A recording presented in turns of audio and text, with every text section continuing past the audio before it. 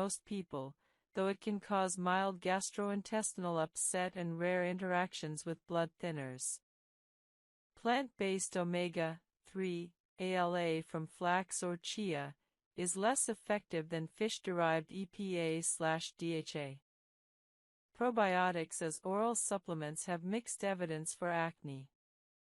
While probiotics support gut health and might support skin through gut-skin axis mechanisms, specific acne benefits aren't reliably demonstrated. Some people report acne improvement with specific probiotic strains, but individual variation is substantial. If interested in probiotics, quality products with documented effective strains are preferable to low-quality products, though quality doesn't guarantee benefit. N-acetylcysteine supports glutathione production and has anti-inflammatory and antioxidant effects. Some evidence suggests NAC might improve inflammatory acne.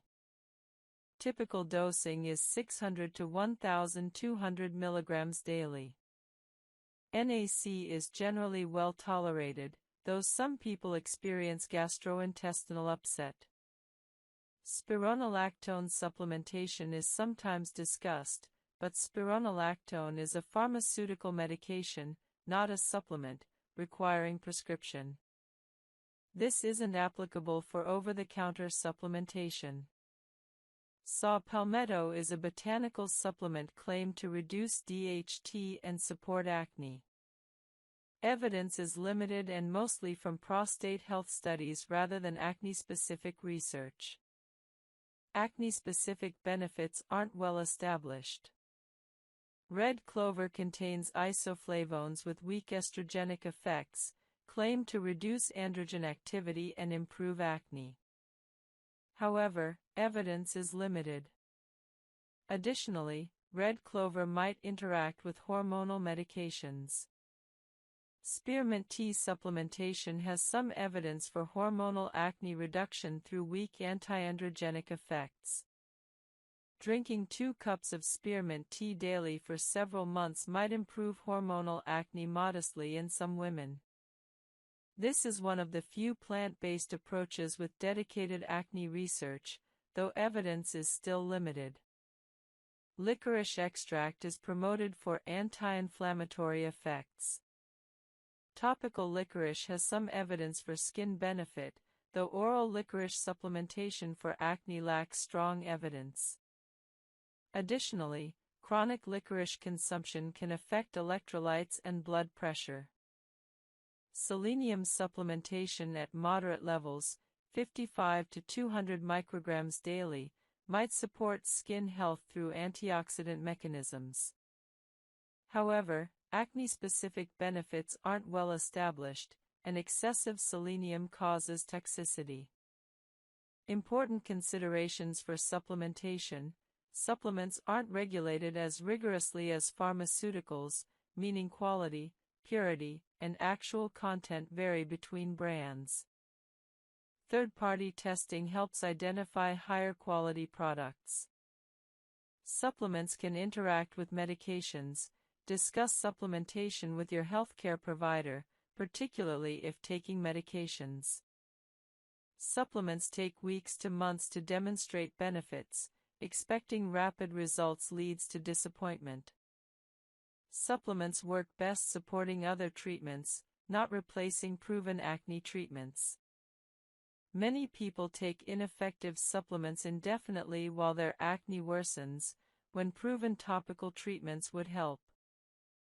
Finally, the supplement industry profits from marketing claims exceeding evidence. Skepticism is appropriate. Practical approach: implement proven lifestyle modifications, sleep, stress management, diet, and proven topical treatments first. If acne improvement plateaus, consider evidence-based supplementation like zinc, vitamin D, or omega-3s. Avoid high-dose, poorly studied supplements marketed with exaggerated claims. Guide 39: Acne in diverse skin types and ethnic considerations. Acne manifestation: treatment response, and complications vary across different skin types and ethnic backgrounds. Understanding these differences ensures appropriate, culturally informed acne management. Skin type classification using Fitzpatrick scale ranges from type 1, very fair, burns easily, to type 6, very dark, never burns. Acne occurs across all skin types, but manifestation and complication risks differ significantly. Post-inflammatory hyperpigmentation, PIH, is more prominent and persistent in darker skin types, types 4 to 6. While lighter skin types experience PIH that fades within 3 to 6 months, darker skin types often experience PIH persisting 6 to 12 months or longer. This makes PIH management particularly important for darker skin types. Aggressive sun protection, early treatment of active acne to minimize inflammation, and specific PIH treatments, vitamin C, azelaic acid, hydroquinone, are particularly important for darker skin. Post-inflammatory erythema, redness persisting after acne heals, is more prominent in lighter skin types, while PIH dominates in darker skin types. Understanding your skin type predisposes you to which complication helps target appropriate treatments. Acne scarring appears across all skin types, though manifestation differs. Hypertrophic scars, raised, thick scars, are more common in darker skin types, while atrophic scars, depressed scars, are more common in lighter skin types. Some darker skin types experience keloid scars, excessive scarring extending beyond original injury, requiring specific treatment approaches. Treatment tolerability varies by skin type. Benzoyl peroxide can appear white or chalky on very dark skin, making application inconvenient. Using micronized formulations or applying to clean, dry skin before any other products helps. Some people with darker skin prefer avoiding benzoyl peroxide entirely and using alternatives like salicylic acid or retinoids. Photosensitivity from retinoids and chemical exfoliants presents differently across skin types.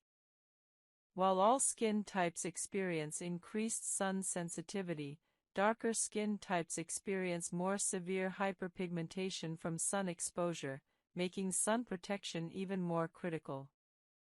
Lighter skin types experience more severe sunburn from photosensitivity. Chemical peels require different approach across skin types. Superficial peels are generally safe for all skin types. However, medium depth and particularly deep peels carry higher complication risk in darker skin types, including post-inflammatory hyperpigmentation and abnormal pigmentation. Dermatologists experienced in treating darker skin types are preferable for deeper peels. For example, establish stable benzoyl peroxide use for 4 weeks before adding salicylic acid to your routine. Use complementary treatments on different parts of your routine when possible. For example, use salicylic acid cleanser in the morning, brief contact, mild treatment, and benzoyl peroxide leave on at night, extended contact, potentially more irritating. This separation minimizes cumulative irritation. Monitor for excessive irritation. If combining treatments causes significant redness, dryness, peeling, or sensitivity beyond what either treatment alone causes, reduce frequency of one or both treatments. You can use both treatments but at lower frequencies, for example, benzoyl peroxide once daily instead of twice daily, or salicylic acid 2 to 3 times weekly instead of daily. The sandwich method reduces irritation when combining treatments. Apply your first treatment, perhaps benzoyl peroxide, wait 20 minutes, apply moisturizer, then apply your second treatment, perhaps retinoid. This dilutes treatment somewhat and reduces irritation while maintaining efficacy. Some combinations should be avoided or approached cautiously. Vitamin C and benzoyl peroxide together can reduce vitamin C effectiveness, so apply these at different times. Retinoids and strong chemical exfoliants used on the same evening can cause excessive irritation. Separate these if combining. Benzoyl peroxide with niacinamide is generally fine, though separating them, benzoyl peroxide at night, niacinamide in morning moisturizer, is easier. Assessment of combination therapy effectiveness requires patience. Most people need 8 to 12 weeks of consistent combination therapy to determine if it's working well. Acne doesn't improve overnight. Allow adequate time for evaluation. Adjusting combinations based on response is important. If one component seems essential while another isn't providing obvious benefit, you might discontinue the less beneficial component. Conversely, if you're experiencing insufficient improvement, you might increase one component's frequency or concentration, or add an additional treatment, perhaps adding retinoid to an existing benzoyl peroxide and salicylic acid combination. Professional guidance is valuable when considering combination therapy for severe acne. Your dermatologist can recommend appropriate combinations, warn about potential interactions, and guide introduction sequencing. Don't hesitate to discuss combination therapy approaches with your dermatologist.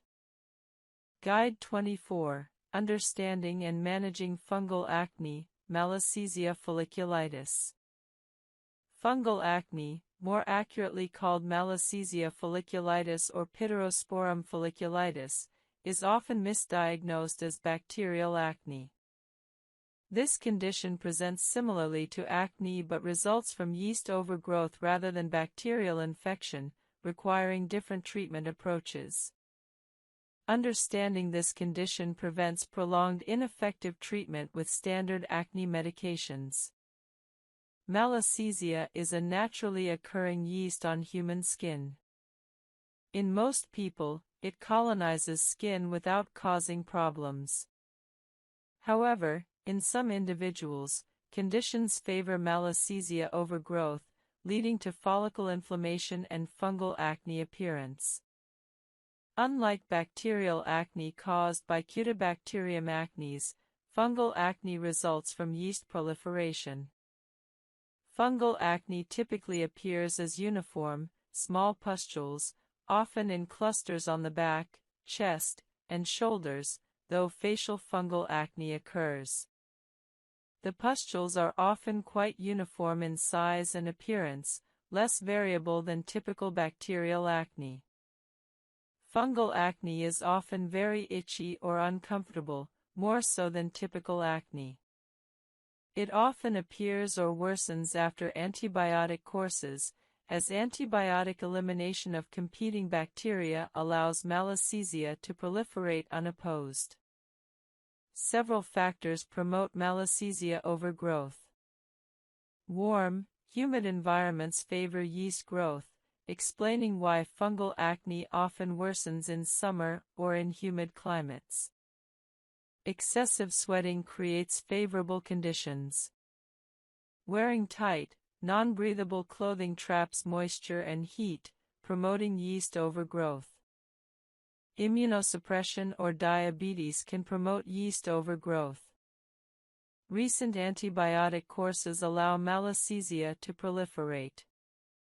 Oil-based products and heavy moisturizers can promote yeast growth in susceptible individuals. Diagnosing fungal acne requires suspicion. If your acne doesn't respond to standard acne treatments, doesn't respond to antibiotics, or started after antibiotics, fungal acne is possible. Your dermatologist can perform a KOH, potassium hydroxide, preparation or fungal culture to confirm malassezia, though clinical diagnosis is often sufficient. Standard bacterial acne treatments are ineffective for fungal acne because they don't address yeast. Benzoyl peroxide and salicylic acid have minimal effect on malassezia. Antibiotics don't treat yeast. Retinoids don't specifically treat yeast. Using these treatments on fungal acne can be frustrating. You follow a good acne regimen but see no improvement because the underlying cause isn't bacterial. Topical antifungals effectively treat fungal acne. Ketoconazole, available in shampoos and creams, kills malassezia. Apply 2% ketoconazole cream to affected areas daily. Many people use ketoconazole shampoo on body areas, lathering and leaving it on for 5 to 10 minutes before rinsing. Ketoconazole is gentle and suitable for frequent use. Zinc pyrithione is another topical antifungal commonly found in anti-dandruff shampoos. At 1 to 2% concentration, applied daily, it reduces malassezia and can improve fungal acne. Like ketoconazole, it's gentle and suitable for long-term use. Selenium sulfide is a strong topical antifungal traditionally used for fungal skin conditions. At 2.5% concentration, available by prescription, applied daily, selenium sulfide effectively treats fungal acne. However, some people find it irritating or have sensitivity, limiting its use in some cases. For extensive fungal acne or fungal acne resistant to topical antifungals, oral antifungals may be necessary. Fluconazole is a systemic antifungal taken orally. Typical dosing for fungal acne is 50 to 100 mg daily for 2 to 4 weeks, or alternatively, 200 mg weekly for several weeks. Oral fluconazole effectively treats extensive fungal acne and reaches areas topical antifungals cannot. However, oral antifungals can have side effects and require more medical supervision than topicals. Itraconazole is another systemic antifungal option, sometimes used as an alternative to fluconazole. Dosing and duration vary based on specific protocols and severity. Additional strategies for fungal acne management include addressing contributing factors. Wear breathable, moisture-wicking clothing. Shower promptly after sweating. Keep skin clean and dry. Use gentle, minimal skin care. Avoid heavy oils and occlusive moisturizers. Live and dry environments when possible or use a dehumidifier. These environmental modifications reduce conditions favoring yeast overgrowth. Niacinamide may provide supplementary benefit for fungal acne, as it has mild antifungal properties and reduces sebum production. Tap water or filtered tap water is typically adequate. Unless you have specific water quality concerns, tap water is fine. Some people promote alkaline water for acne, claiming it reduces inflammation. However, your stomach acid immediately neutralizes any pH changes from drinking alkaline water, so drinking alkaline water doesn't meaningfully change your body's pH or skin conditions. Alkaline water claims are largely marketing. Herbal teas and other beverages contribute to hydration alongside water. Coffee and other caffeinated beverages have mild diuretic effects but still contribute to daily hydration. However, excessive caffeine consumption can worsen acne through stress and inflammation, so while counting toward hydration, caffeinated beverages shouldn't dominate your fluid intake. Hydration from food contributes to overall hydration. Fruits and vegetables contain significant water. Eating water-rich foods like watermelon, cucumber, lettuce, and citrus fruits contributes to hydration alongside drinking water. Relationship between hydration and acne typically takes 2 to 4 weeks to manifest. Improving hydration from dehydrated state to properly hydrated state might improve acne noticeably.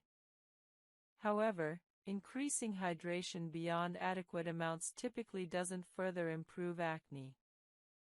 The practical approach: drink enough water to maintain adequate hydration, pale yellow urine, no thirst, distribute intake throughout the day, use lukewarm water for cleansing, and if you have hard or highly chlorinated water concerns, consider filtering. Hydration is one component of comprehensive acne management but not a standalone cure.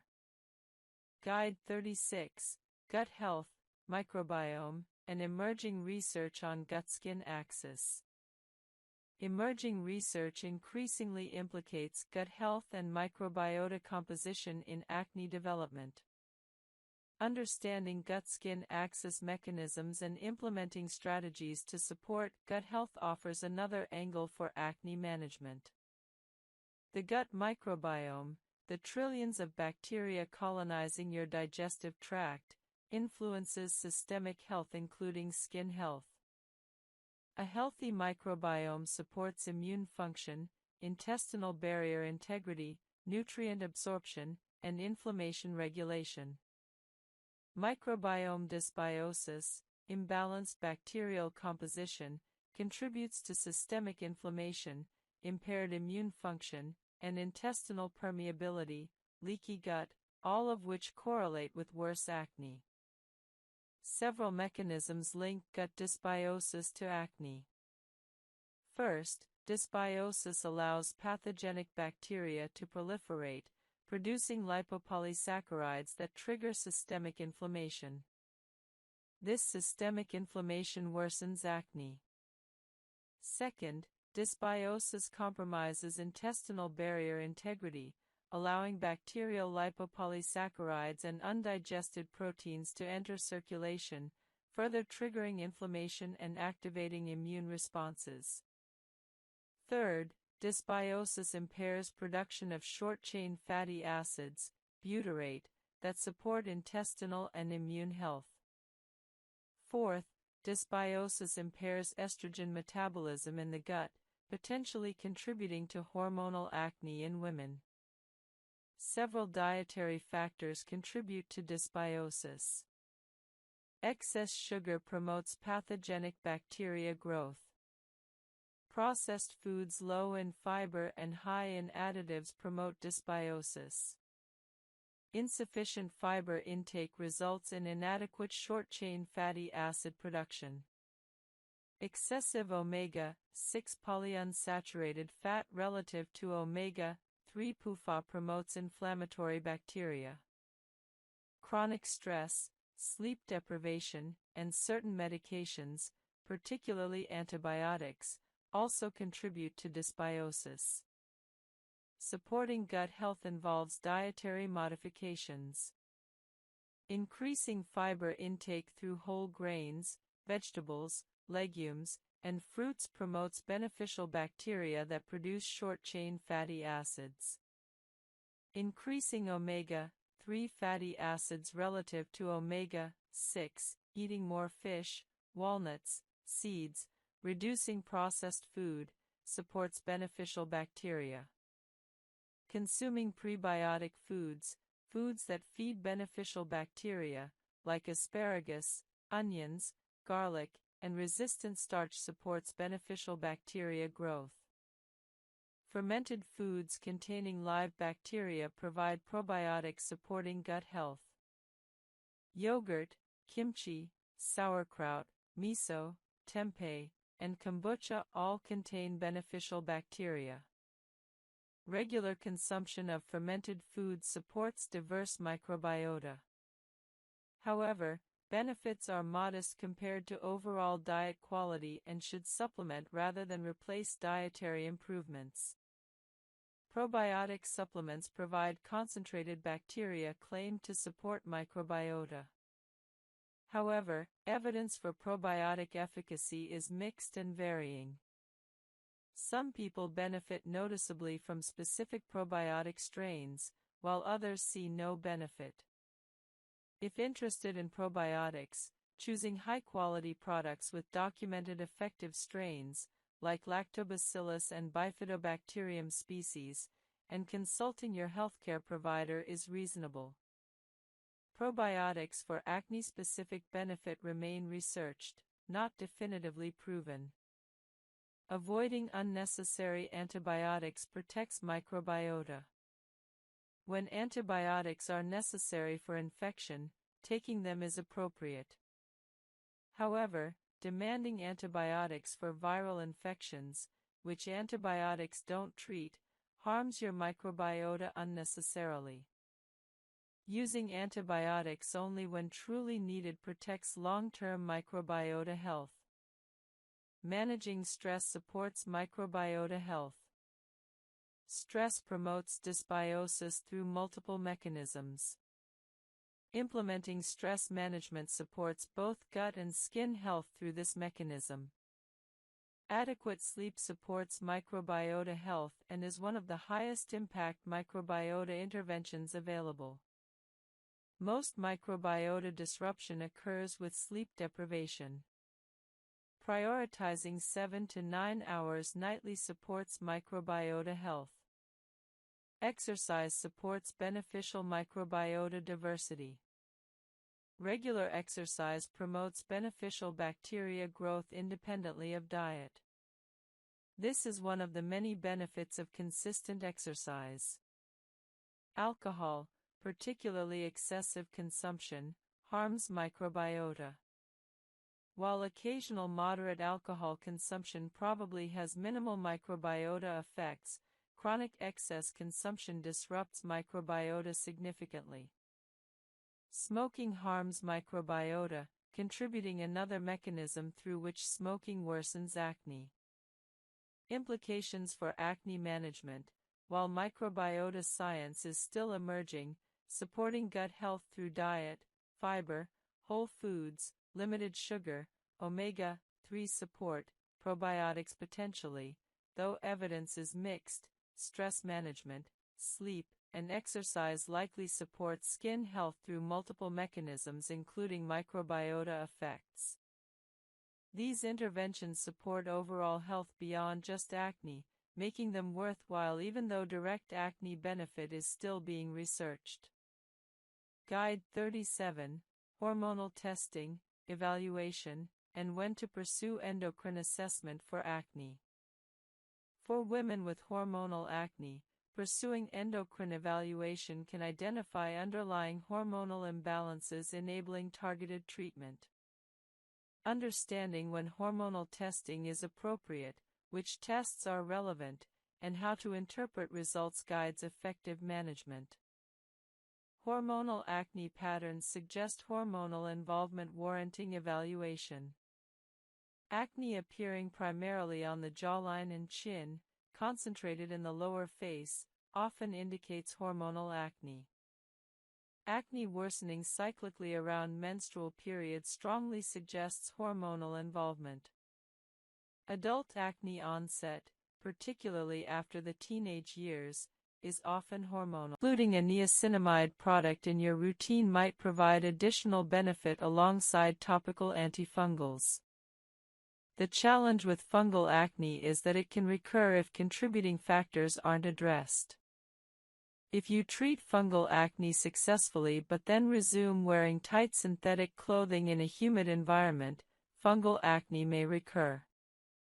Long-term management might involve occasional use of topical antifungals, weekly or monthly, to prevent recurrence. If you've been treating acne without improvement for several weeks or months, ask your dermatologist about fungal acne.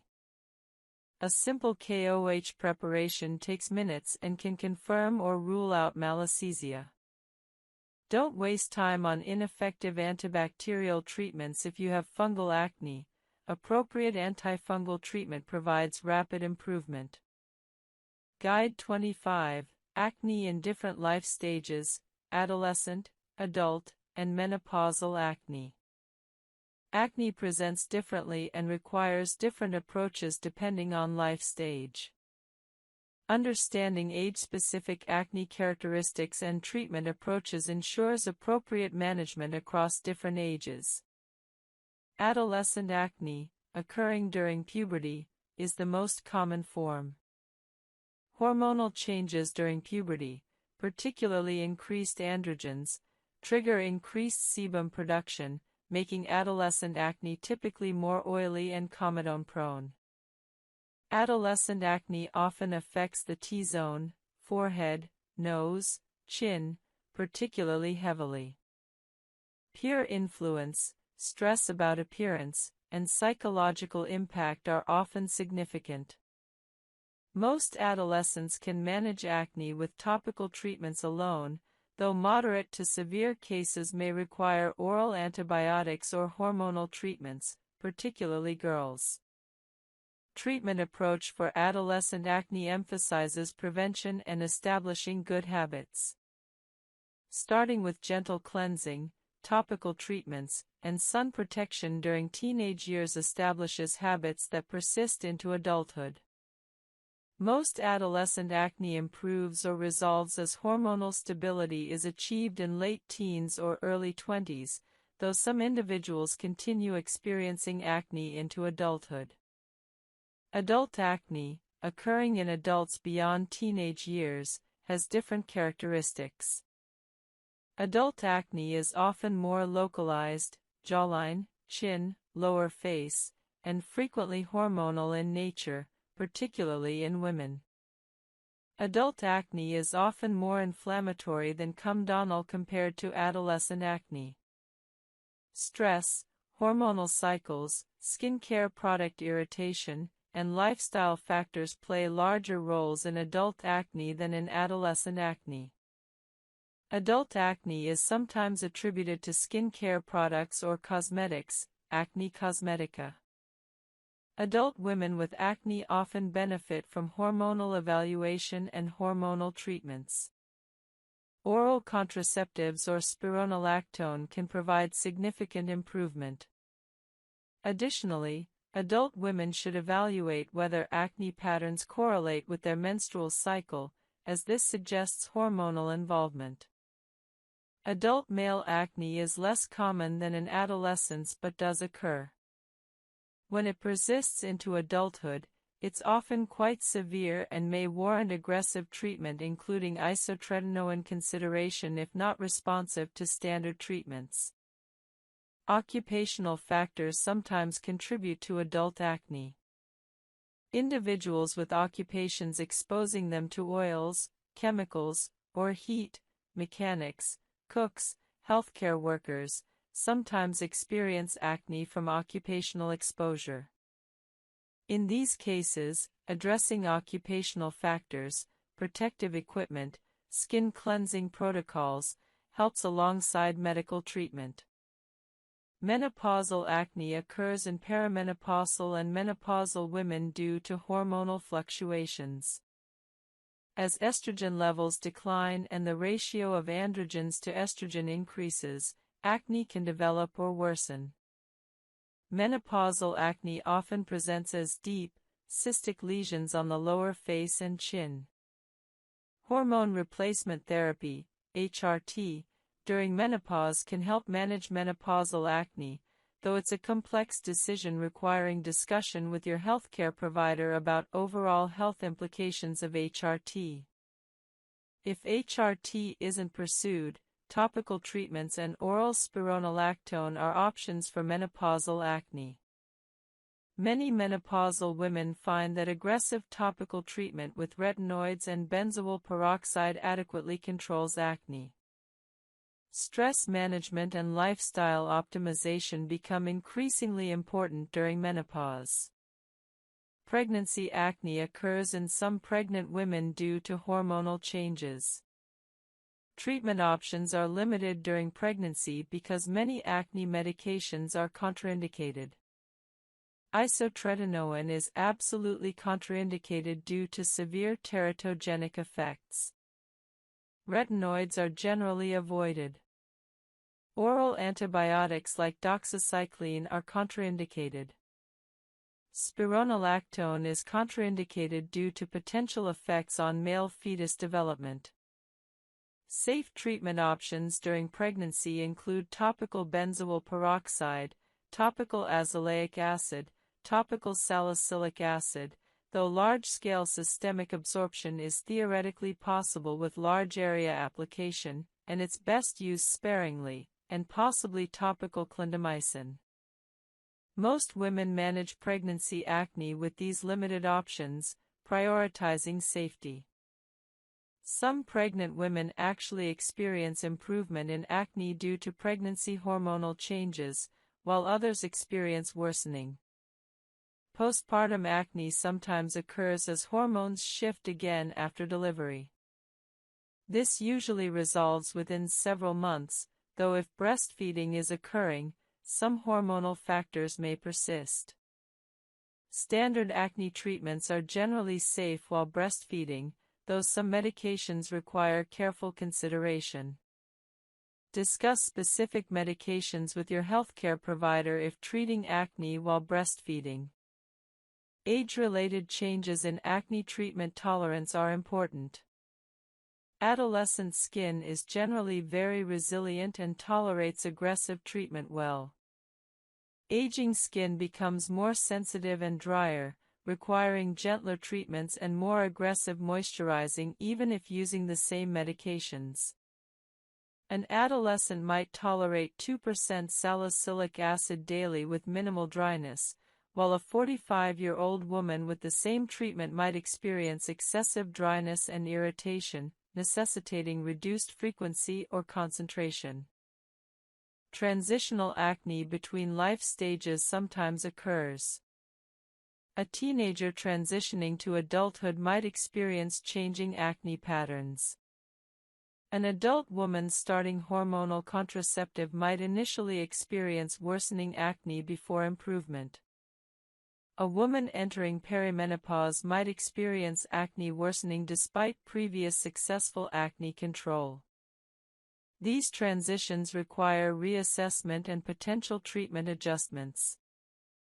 Psychological impact varies with age. Adolescent acne causes significant psychological distress due to developmental sensitivity about appearance and peer dynamics. Adult acne can cause depression and anxiety, particularly if unexpected after years of clear skin. Menopausal acne can be particularly frustrating as women are simultaneously managing other menopausal symptoms. Acknowledging the psychological impact and treating acne aggressively for mental health reasons is justified.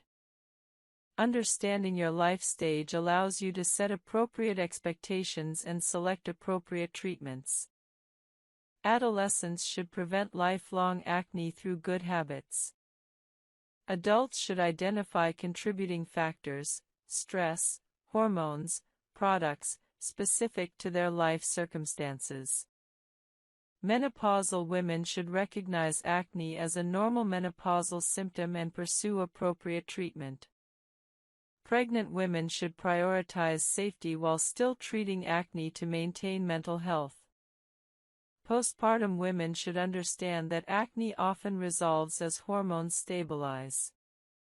Guide 26: Post-acne skin barrier repair and restoration after aggressive treatment. After intensive acne treatment, your skin barrier often requires dedicated repair and restoration. Understanding skin barrier function, signs of barrier compromise, and recovery strategies is essential for returning to healthy, resilient skin after aggressive treatment phases. Your skin barrier, also called the stratum corneum, consists of dead skin cells, corneocytes, bound together by lipids, creating a protective wall that prevents water loss and keeps irritants and pathogens out. When functioning optimally, your barrier is resilient, hydrated, and protective. When compromised by aggressive acne treatment, the barrier becomes improvement. A woman entering perimenopause might experience acne worsening despite previous successful acne control. These transitions require reassessment and potential treatment adjustments. Psychological impact varies with age. Adolescent acne causes significant psychological distress due to developmental sensitivity about appearance and peer dynamics. Adult acne can cause depression and anxiety, particularly if unexpected after years of clear skin. Menopausal acne can be particularly frustrating as women are simultaneously managing other menopausal symptoms. Acknowledging the psychological impact and treating acne aggressively for mental health reasons is justified. Understanding your life stage allows you to set appropriate expectations and select appropriate treatments. Adolescents should prevent lifelong acne through good habits. Adults should identify contributing factors, stress, hormones, products, specific to their life circumstances. Menopausal women should recognize acne as a normal menopausal symptom and pursue appropriate treatment. Pregnant women should prioritize safety while still treating acne to maintain mental health. Postpartum women should understand that acne often resolves as hormones stabilize. Guide 26. Post-acne skin barrier repair and restoration after aggressive treatment. After intensive acne treatment, your skin barrier often requires dedicated repair and restoration. Understanding skin barrier function, signs of barrier compromise, and recovery strategies is essential for returning to healthy, resilient skin after aggressive treatment phases. Your skin barrier, also called the stratum corneum, consists of dead skin cells, corneocytes, bound together by lipids, creating a protective wall that prevents water loss and keeps irritants and pathogens out. When functioning optimally, your barrier is resilient, hydrated, and protective. When compromised by aggressive acne treatment, the barrier becomes thin, allows excessive water loss, and becomes reactive to previously tolerated products and environmental factors. Signs of barrier compromise include tightness and discomfort, increased dryness and flaking despite using moisturizer, redness or inflammation without active acne, stinging or burning when applying products previously tolerated, increased sensitivity to temperature extremes, and heightened reactivity to skin care products, developing reactions to products that previously seemed fine. Several factors compromise the skin barrier during acne treatment. Multiple chemical exfoliants, salicylic acid, glycolic acid, used simultaneously strip away protective lipids excessively. Retinoids, while beneficial, can compromise the barrier during the initial adaptation phase. Benzoyl peroxide can be somewhat drying. Hot water and harsh cleansing compromise the barrier. Excessive sun exposure damages barrier function. The cumulative effect of multiple treatments or very aggressive single treatments overwhelms the barrier's ability to maintain function. Barrier repair requires specific approaches different from standard acne skincare.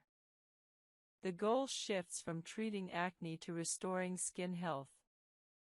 This recovery phase typically lasts 2 to 4 weeks but can take longer with severe barrier compromise. The first step in barrier repair is stopping all unnecessary irritants. This means discontinuing strong actives temporarily. Stop salicylic acid, benzoyl peroxide, and retinoids. Stop chemical exfoliants. Stop high-concentration vitamin C or other potentially irritating ingredients. Use only gentle, basic skin care during the recovery phase. Gentle cleansing becomes paramount. Use only lukewarm or cool water with a very gentle, minimal cleanser, or even just water cleansing. Avoid all manipulation or massage of the skin. Pat dry gently, don't rub. Minimize cleansing time, wash quickly and gently rather than scrubbing or massaging. Lipid-rich moisturizing is essential. Your barrier needs ceramides, cholesterol, and fatty acids. Moisturizers containing these lipids support barrier repair. Apply moisturizer to slightly damp skin immediately after cleansing to lock in hydration. Use generous amounts, don't skimp on moisturizer during barrier repair. Many people find that using moisturizer 3 to 4 times daily during barrier repair accelerates recovery compared to twice daily application. Humectant-rich products maintain skin hydration. Ingredients like hyaluronic acid, glycerin, and squalane draw water into the skin, supporting hydration during barrier repair. Many hydrating serums or essences contain these ingredients. Apply these before your moisturizer to layer hydration. Some people benefit from occlusive products during barrier repair. An occlusive final layer locks moisture into skin. Facial oils, jojoba, squalane, or balms create an occlusive layer over your moisturizer. This is particularly helpful at night when you're not exposed to environmental stressors. Centella asiatica, SICA, is a botanical ingredient that supports skin barrier repair through multiple mechanisms. It strengthens the barrier, reduces inflammation, and promotes skin resilience. Many products now contain SICA for its barrier-supportive properties. Using a SICA-containing product during barrier repair can accelerate recovery. Avoid all environmental stressors during barrier repair. Don't expose skin to extreme temperatures, hot showers, very cold weather. Use a humidifier to maintain ambient humidity, as dry air worsens barrier compromise. Avoid air conditioning when possible, it's drying, or use a humidifier to counteract its effects. Protect skin from sun exposure, wear sun protection even though you're not using UV sensitizing treatments. Avoid actives and potential irritants completely during barrier repair. This means no vitamin C, no niacinamide in high concentrations, no peptides, no strong antioxidants. Even gentle ingredients might irritate severely compromised skin. Stick to cleanse, hydrate, moisturize, protect as your only routine. Timeline for barrier recovery typically takes 2 to 4 weeks. By week 1, you should notice reduced tightness and reactivity. By week 2, increased tolerance and reduced dryness. By week 3 to 4, most barrier compromise resolves. However, severely compromised barriers might take 6 to 8 weeks for complete recovery. During barrier recovery, you can still protect your skin from future acne. Using SPF 30+ sunscreen is essential and doesn't compromise recovery. In fact, it supports it by protecting your recovering skin. Sunscreen should be your only active product during this phase. Once your barrier has recovered, you're comfortable, no longer experiencing tightness or reactivity, and your skin feels resilient again, you can gradually reintroduce active treatments. However, do so carefully and at lower concentrations and frequencies than you used before.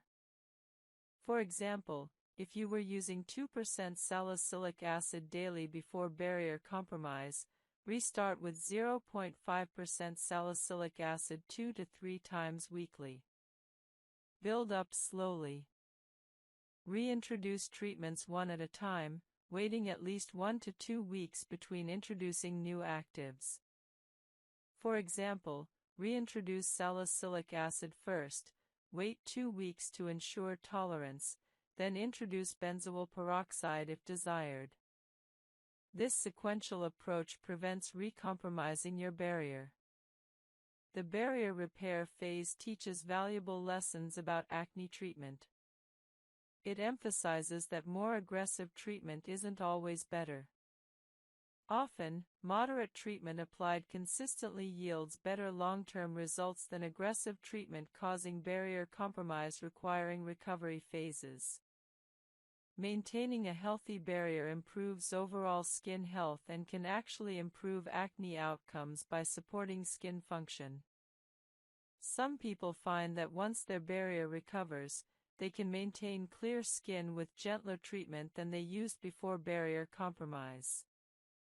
For example, someone might have needed 2% salicylic acid daily and benzoyl peroxide to control acne, but after barrier recovery and switching to gentler 0.5 to 1% salicylic acid with retinoid maintenance, their acne stays controlled.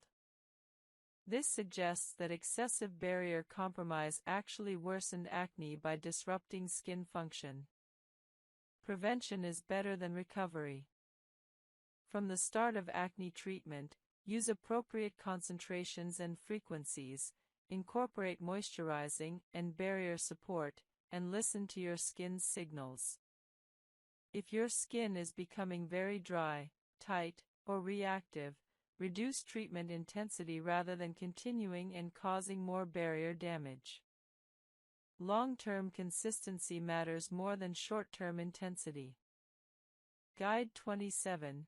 Cosmeceuticals and advanced skincare ingredients beyond standard acne treatments. Beyond the well-established acne treatments like benzoyl peroxide and salicylic acid, numerous cosmeceutical ingredients support acne treatment and skin health.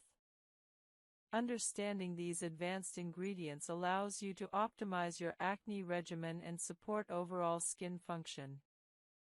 Peptides are short chains of amino acids that support skin structure and function. Some peptides have been studied for acne-supportive effects through anti-inflammatory mechanisms and barrier support. Matrixyl and similar peptides appear some experimentation, patience, and willingness to adjust based on results. Most acne responds to consistent, appropriate treatment. Your clear skin is achievable with the right approach for you specifically. The ultimate lesson: acne is treatable. Whether your path involves topical treatments, professional treatments, hormonal interventions, or isotretinoin, solutions exist for your specific acne. Finding the right approach for your individual situation, maintaining patience and consistency, and persisting through initial difficulties leads to clear, healthy skin. Your acne journey is unique, but clear skin is absolutely achievable. #20 Expert Level Skin Care and Acne Treatment Guides, Part 3. Each guide, 10 to 15 minutes reading time. Guide 31, Acne Scar Treatments, Comprehensive Guide to All Scar Types and Advanced Therapy Options. Acne scars represent permanent reminders of severe acne, but modern dermatology offers numerous treatment options that can significantly improve scarring. Understanding different scar types, appropriate treatments, realistic outcomes, and combination approaches enables you to effectively address post-acne scarring. Acne scars exist in 3 primary morphologies, each requiring different treatment approaches. Ice pick scars are deep, narrow indentations resembling puncture wounds from an ice pick. These scars have sharp edges and typically measure 1 to 4 mm in diameter but penetrate deeply into the dermis. Ice pick scars are difficult to treat because their narrow base makes many standard treatments ineffective. Boxcar scars are wider depressions with relatively flat bottoms and sharp, vertical edges. These scars typically measure 4 to 6 mm or larger in diameter. Boxcar scars appear similar to chickenpox scars. Rolling scars are shallow depressions with sloping, rounded edges creating a wave-like appearance across the skin. Rolling scars often appear worse when skin is stretched due to their tethered nature. Understanding scar depth and type guides treatment selection. Shallow scars are often more responsive to surface treatments, while deep scars require deeper penetrating treatments. Mixed scar types within the same individual require combination approaches. Prevention remains the gold standard scar treatment. Avoiding picking, squeezing, or extracting acne prevents scarring. Treating acne aggressively to minimize deep inflammation prevents scarring. For anyone prone to severe acne, considering isotretinoin to prevent scarring is appropriate if acne is severe enough to cause scarring risk. For existing scars, numerous treatments provide varying degrees of improvement. Topical treatments are largely ineffective for true scarring, as scarring involves structural collagen loss that topical products cannot reverse.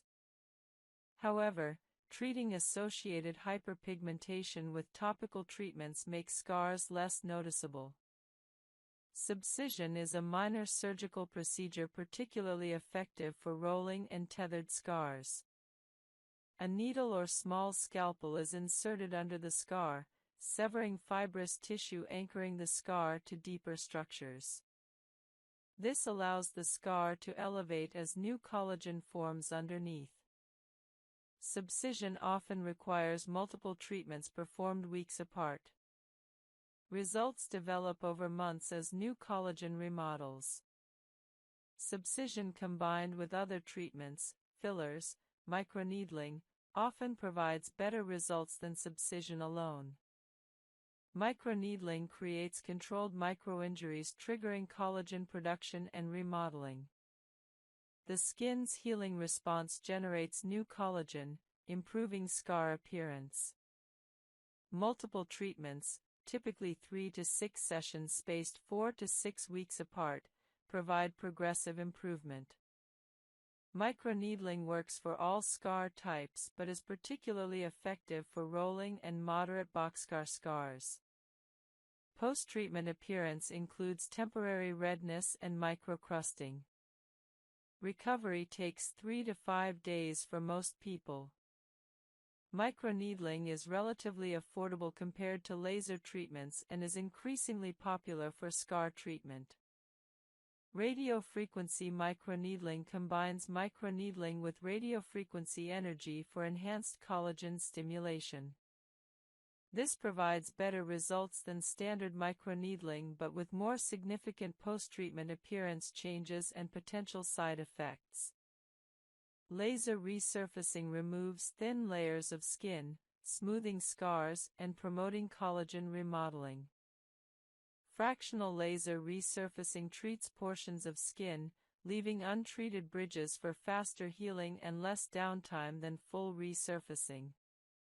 CO2 fractional lasers are highly effective for acne scars.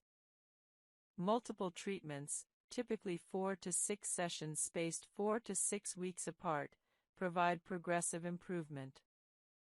Post-treatment appearance includes significant redness lasting several weeks and potential for whitening, hypopigmentation.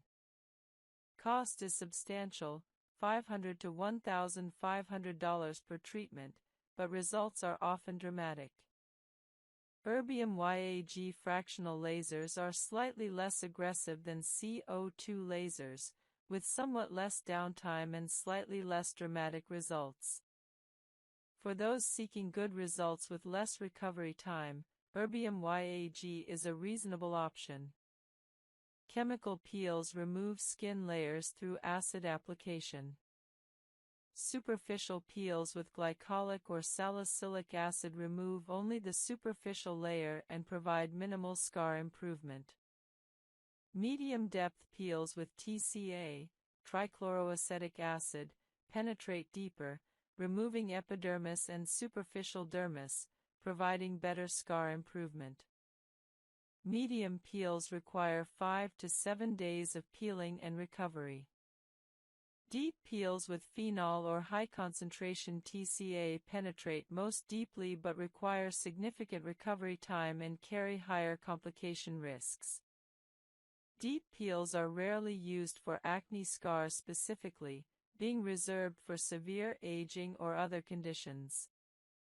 Dermal fillers inject material beneath scars to elevate depressed scars temporarily. Different fillers last different durations. Hyaluronic acid fillers typically last 6 to 12 months, while longer-lasting fillers, calcium hydroxylapatite, polyl-lactic acid, last 12 to 24 months. Filler results are immediate, making this attractive for short-term improvement. However, repeated treatments are necessary to maintain results. Fillers work particularly well for ice pick and boxcar scars. Platelet-rich plasma, PRP, therapy uses concentrated growth factors from your own blood to stimulate collagen production and healing.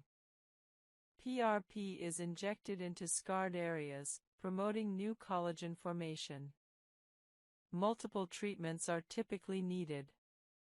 While PRP is popular, evidence for its efficacy in acne scar treatment is mixed, and it's more commonly used as a supplement to other treatments rather than as monotherapy. Combination approaches yield best results for acne scarring. A typical combination might include subcision for tethered scars, followed by microneedling for collagen stimulation, combined with fractional laser for surface smoothing and additional collagen remodeling. This multimodal approach addresses different aspects of scarring simultaneously. Treatment planning requires professional expertise. Severe, extensive scarring warrants referral to specialized dermatologists experienced in scar revision. Your dermatologist can assess your specific scars and recommend appropriate treatments. Realistic expectations are essential. Most scars improve significantly, 50 to 75%, but are rarely completely eliminated. Severe, deep scarring might only achieve 30 to 40% improvement even with aggressive treatment. However, significant improvement is usually achievable and worthwhile. Timeline for scar improvement is measured in months and years, not weeks. After a laser treatment providing immediate dramatic improvement, additional improvement occurs over 3 to 6 months as collagen remodels. Multiple sequential treatments provide cumulative improvement over 6 to 12 months or longer. Cost is a consideration. Professional scar treatments are expensive, laser treatments $500 to $1,500 per session, multiple sessions required. Microneedling is more affordable at $200 to $400 per session. Fillers vary based on amount needed. Insurance typically doesn't cover cosmetic scar treatment. Discussing cost with your dermatologist and potentially planning treatment over time is reasonable. Home care between professional treatments supports improvement. Proper sun protection prevents hyperpigmentation that makes scars more noticeable. Hydration and appropriate skincare support skin healing. Some evidence suggests that certain topical ingredients like retinoids and vitamin C might provide modest scar improvement through collagen support, though these effects are minor compared to professional treatments. Scar appearance often improves naturally over years. Post-inflammatory changes gradually fade. Scars that seem severe initially might improve significantly over 12 to 24 months even without treatment, though active treatment accelerates improvement. Guide 32: Environmental and Occupational Factors Influencing Acne. Acne development isn't purely internal, environmental and occupational factors significantly contribute to breakouts.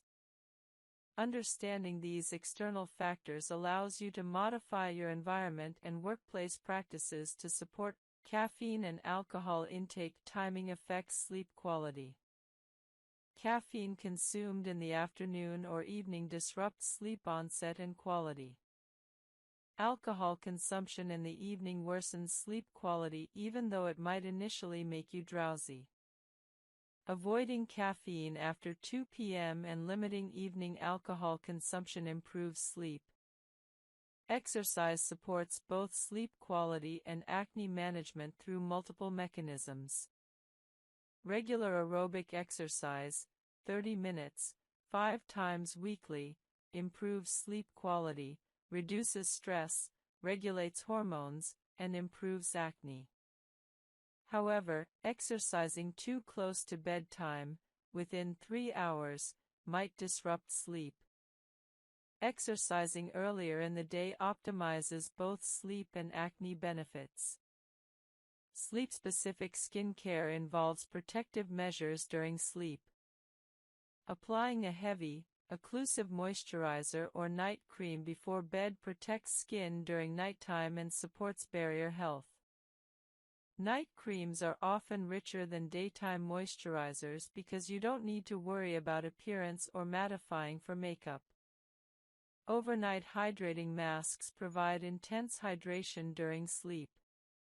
Some people use occlusive oils, just a few drops of facial oil over moisturizer, to lock in maximum hydration overnight.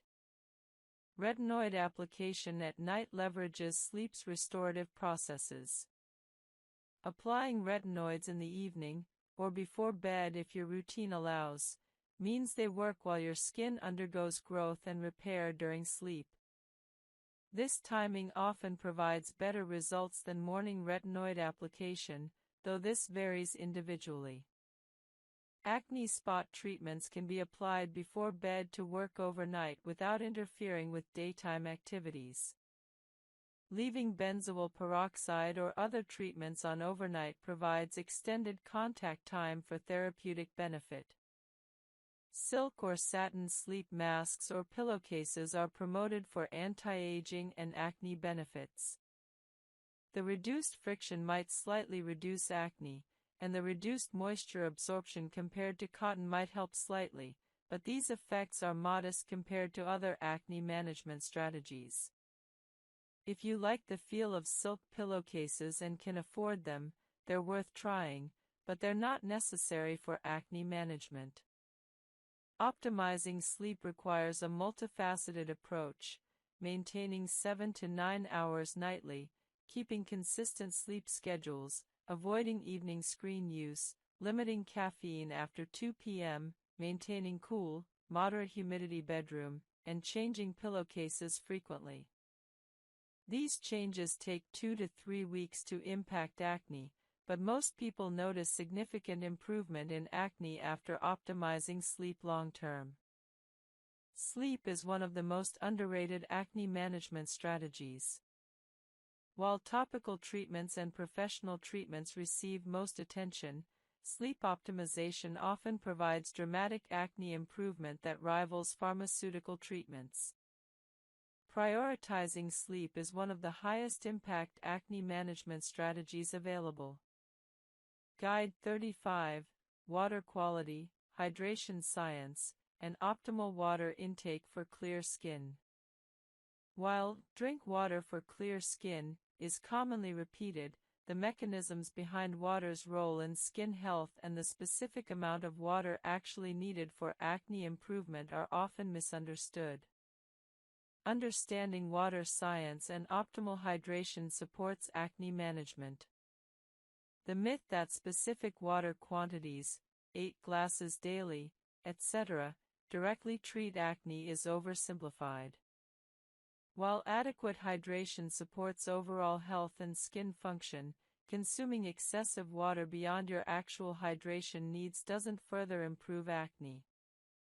However, maintaining proper hydration throughout the day supports skin health in multiple ways.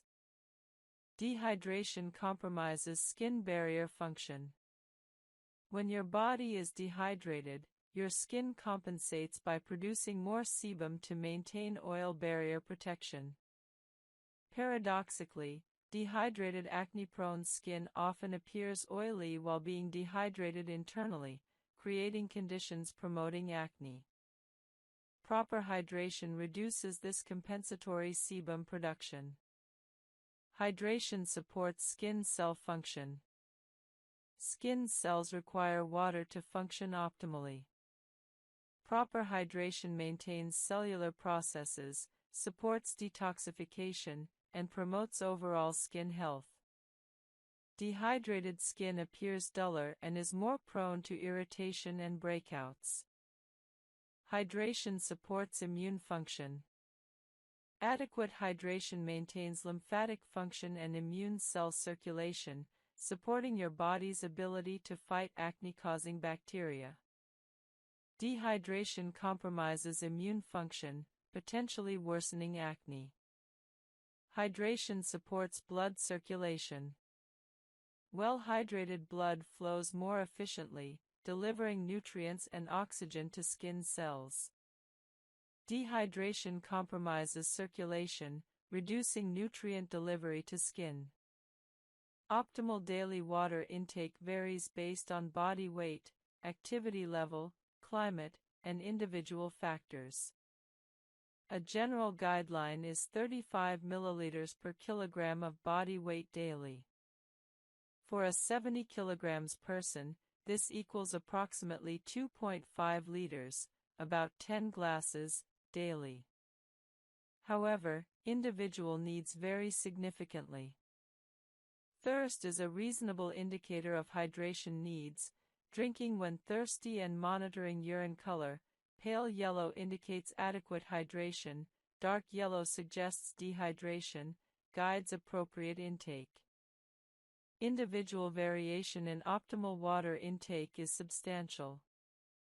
Some people need 2 liters daily for optimal hydration, while others need 3 to 4 liters depending on activity and climate. Rather than following a rigid 8 glasses recommendation, assess your personal hydration status and drink accordingly. Water intake timing matters somewhat. Distributing water intake throughout the day maintains consistent hydration better than consuming large amounts at once. However, excessive water intake shortly before bed disrupts sleep through nighttime urination. Tapers off water intake 2 to 3 hours before bed to optimize sleep quality. Electrolyte balance matters for hydration beyond pure water intake. Excessive water intake without sufficient electrolyte intake, sodium, potassium, magnesium, can disrupt electrolyte balance, causing problems. Consuming electrolyte-containing beverages or foods alongside water maintains balance. However, the Western diet typically contains adequate sodium, so electrolyte concerns are minimal for most people unless they're exercising extensively or sweating significantly. Water quality affects skin and acne through multiple mechanisms. Hard water, high mineral content, leaves mineral buildup on skin, potentially irritating it and compromising cleansing efficacy. Soft water cleanses more effectively. If you have very hard water, installing a water softener or using a shower filter might help. However, evidence for hard water directly worsening acne is limited. Chlorinated water can irritate acne-prone skin. Chlorine is drying and potentially irritating. Using filtered water for cleansing if you have highly chlorinated tap water might help. However, most chlorine in tap water is minimal and unlikely to significantly impact acne. Hot water is more drying to skin than lukewarm or cool water. Cleansing with lukewarm water rather than hot water reduces water-related dryness, particularly important for acne-prone skin already potentially compromised by active treatments. Distilled water versus tap water has minimal practical difference for skin health. Distilled water is free of minerals and chlorine but also lacks beneficial minerals. Apply sunscreen after benzoyl peroxide and wait a few minutes before reapplying other products. Generally, sunscreen should be your final skincare step before makeup. If you develop a sunburn despite sunscreen use, cool compresses, hydration, and soothing products like aloe vera help. Avoid further sun exposure until healed. Severe sunburns are dangerous and should be treated seriously. However, if you're using appropriate sunscreen correctly and minimizing peak sun exposure, severe sunburns should be rare. Guide 12. Treating post-inflammatory hyperpigmentation and acne scarring. After acne heals, two primary complications can persist: post-inflammatory hyperpigmentation, dark marks, and physical scarring. Understanding these conditions and the various treatment approaches available is essential for achieving truly clear skin, not just clear of active acne but also free from acne's lasting marks. Post-inflammatory hyperpigmentation, PIH, appears as flat, dark patches or spots where acne was previously present. These marks result from inflammation triggering excess melanin production in healing skin. PIH is particularly common in individuals with darker skin tones and in areas that received more inflammation or trauma. Unlike active acne, PIH doesn't involve bacteria or require acne-specific treatments. It requires treatments targeting melanin and pigmentation. Understanding PIH timeline is important for realistic expectations. Most PIH gradually fades naturally over 6 to 12 months with consistent sun protection, even without treatment. However, this timeline can feel unacceptably long, motivating people to pursue active treatments.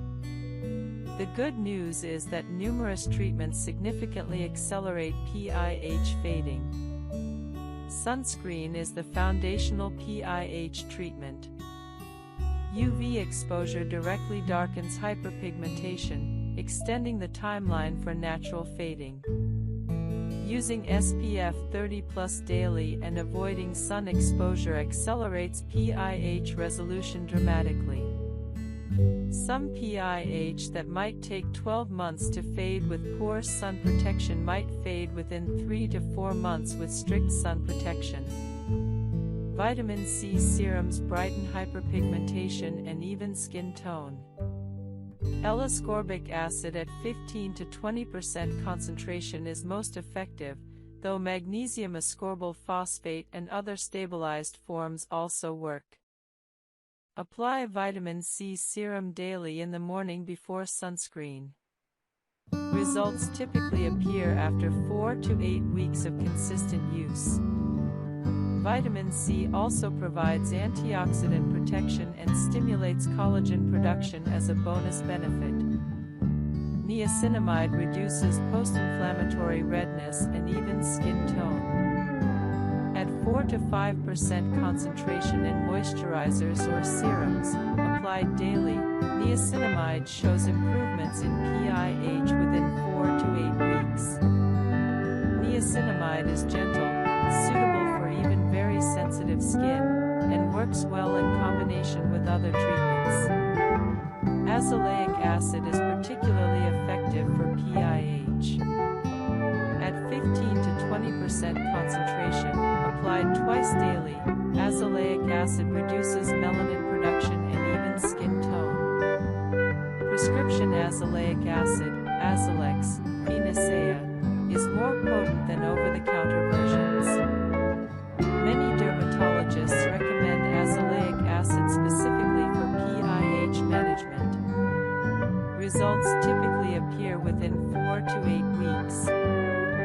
Kojic acid inhibits melanin production. Available in serums and creams at 1 to 2% concentration, applied daily, kojic acid gradually lightens hyperpigmentation. Results take 4 to 8 weeks of consistent use. Kojic acid is generally well tolerated but can cause mild irritation in some individuals. Hydroquinone is a prescription bleaching agent highly effective for hyperpigmentation. It directly inhibits melanin production. Prescription hydroquinone typically ranges from 2 to 4% strength, applied twice daily to affected areas. Results appear within 4 to 12 weeks. However, hydroquinone should not be used continuously for more than 3 to 4 months without medical supervision, as extended use can cause paradoxical darkening or an uncommon condition called achronosis. Hydroquinone is not suitable for everyone and requires dermatologist prescription and monitoring.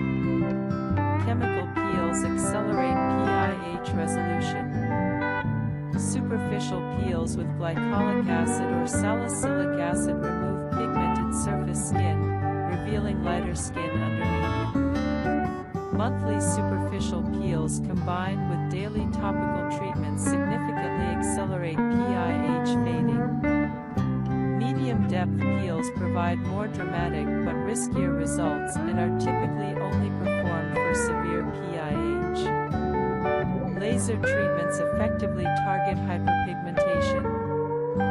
Q-switched lasers are specifically designed to break up melanin pigment, with different wavelengths targeting different pigment depths.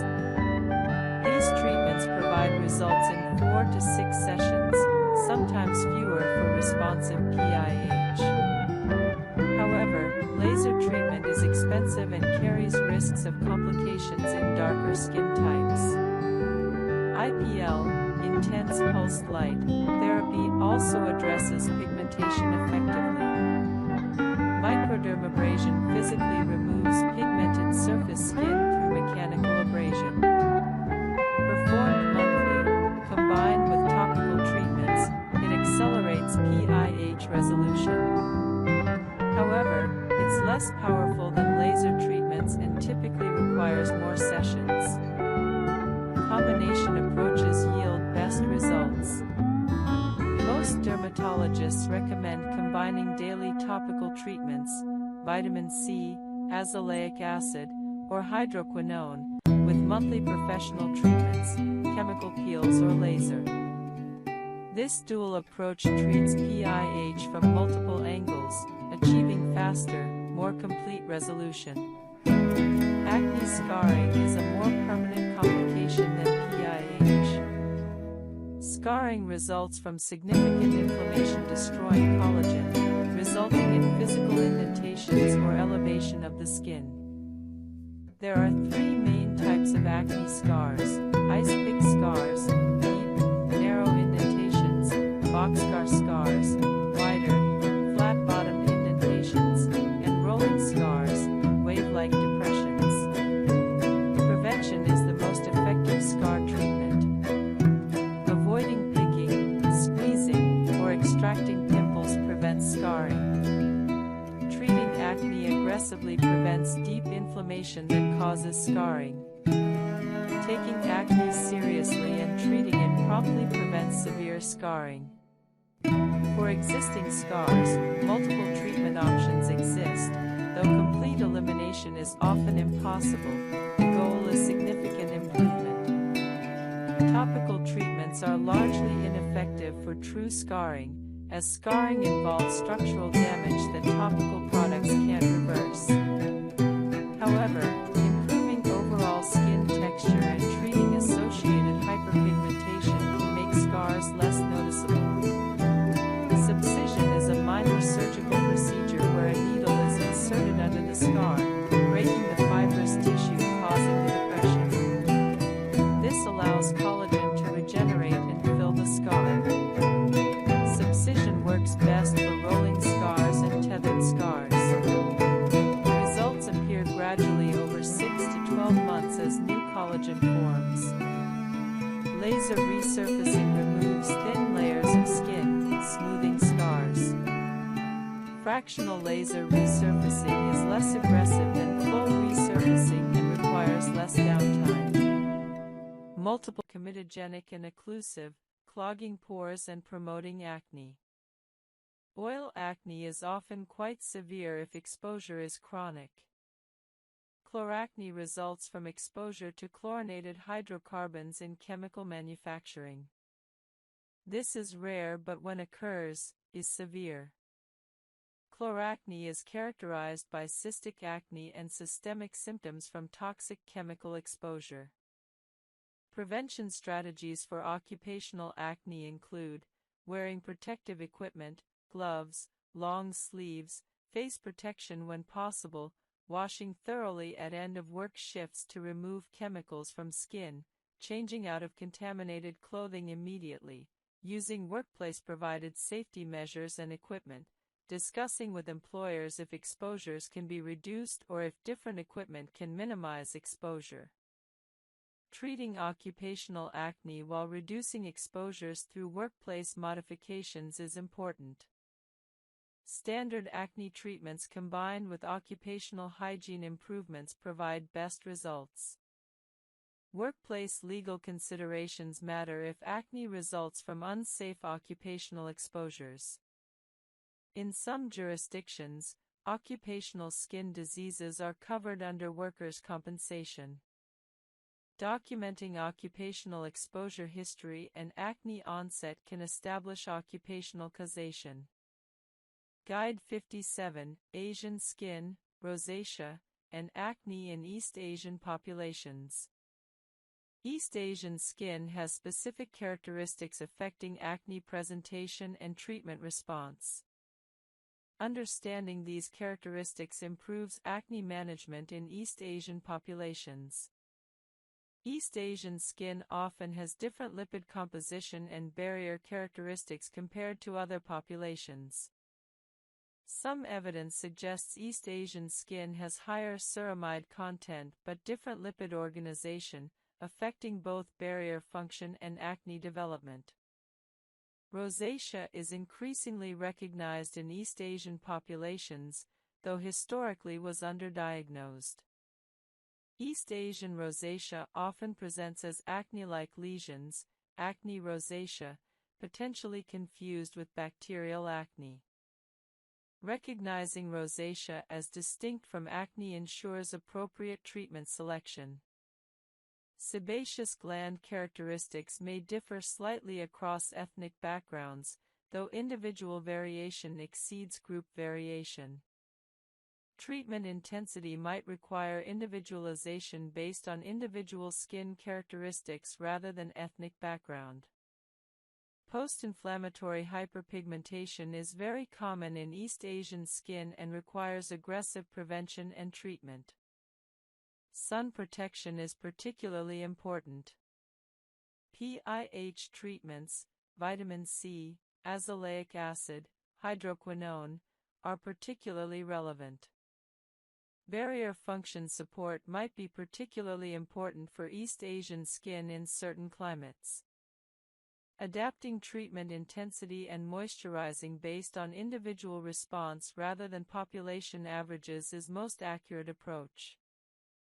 Guide 58, Acne in LGBTQ+ populations, hormone therapy and transition-related acne.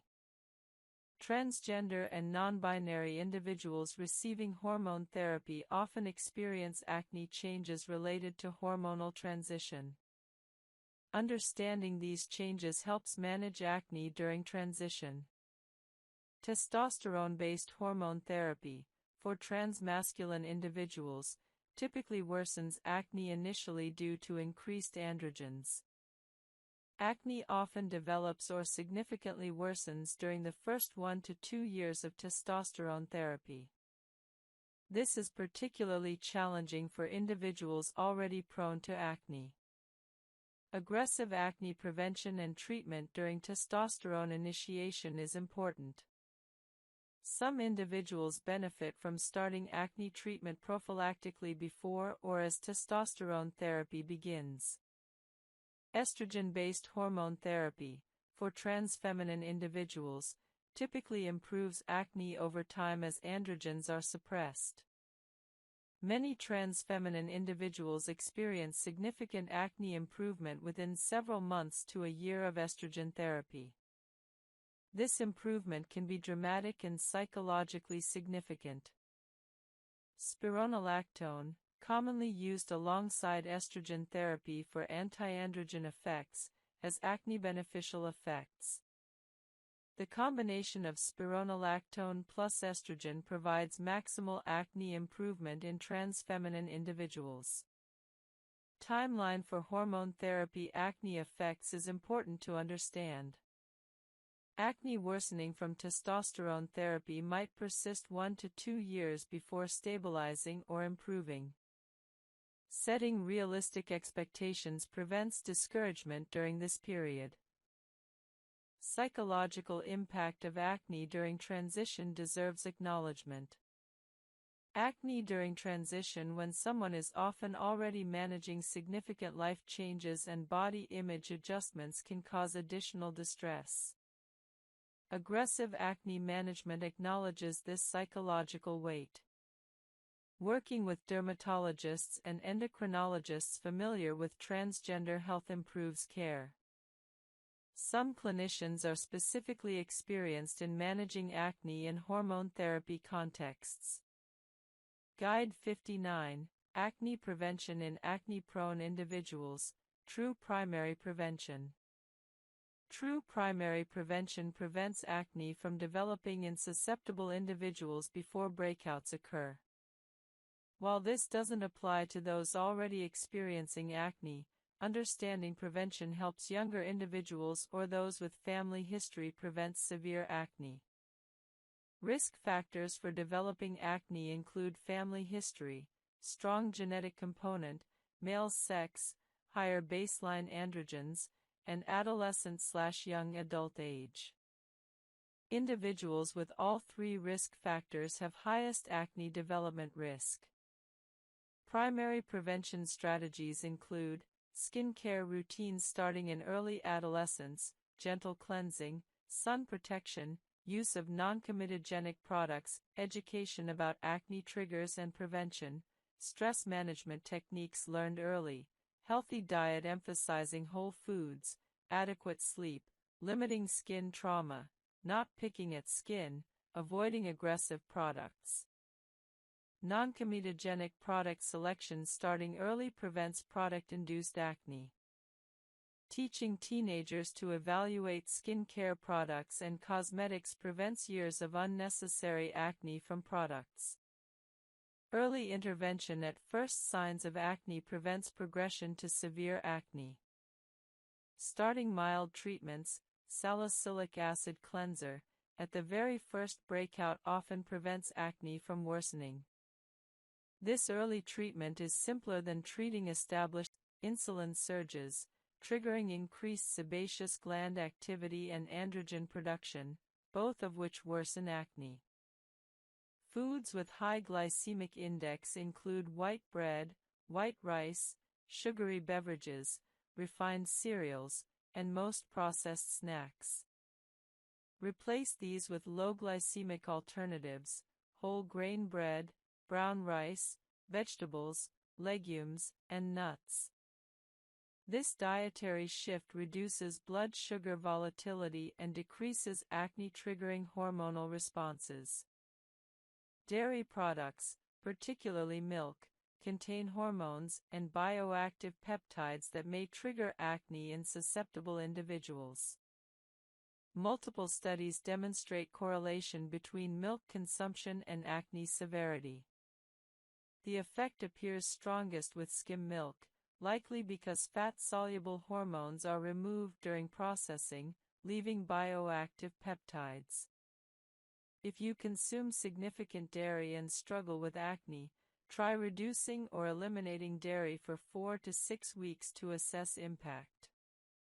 Many people notice significant acne improvement after reducing dairy. If dairy doesn't appear to worsen your acne, you don't need to eliminate it. Omega-3 fatty acids reduce systemic and skin inflammation. Foods rich in omega-3s include fatty fish, salmon, mackerel, sardines, walnuts, ground flax seeds, and chia seeds. Eat omega-3 rich foods 2 to 3 times weekly or consider supplementation if dietary intake is insufficient. Studies show that increasing omega-3 intake improves acne, likely through inflammation reduction. Antioxidant-rich foods protect skin from free radical damage and reduce inflammation. Berries, blueberries, strawberries, raspberries, dark leafy greens, spinach, kale, colorful vegetables, carrots, bell peppers, tomatoes, and dark chocolate all contain powerful antioxidants. Eating colorful foods daily provides antioxidant support. Zinc supports immune function and skin healing. Foods rich in zinc include oysters, beef, pumpkin seeds, and chickpeas. Some evidence suggests zinc supplementation improves acne, particularly in zinc-deficient individuals. Typical supplementation is 25 to 30 milligrams daily. Don't exceed this without medical guidance, as excess zinc causes nausea and copper deficiency. Vitamin D plays roles in immune function and skin health. Sunlight exposure stimulates vitamin D production, but many people don't get adequate sun exposure. Vitamin D-rich foods include fatty fish, egg yolks, and fortified milk.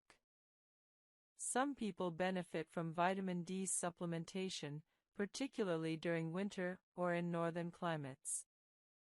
Typical supplementation is 1,000 to 2,000 IU daily. Consult your doctor about appropriate dosing.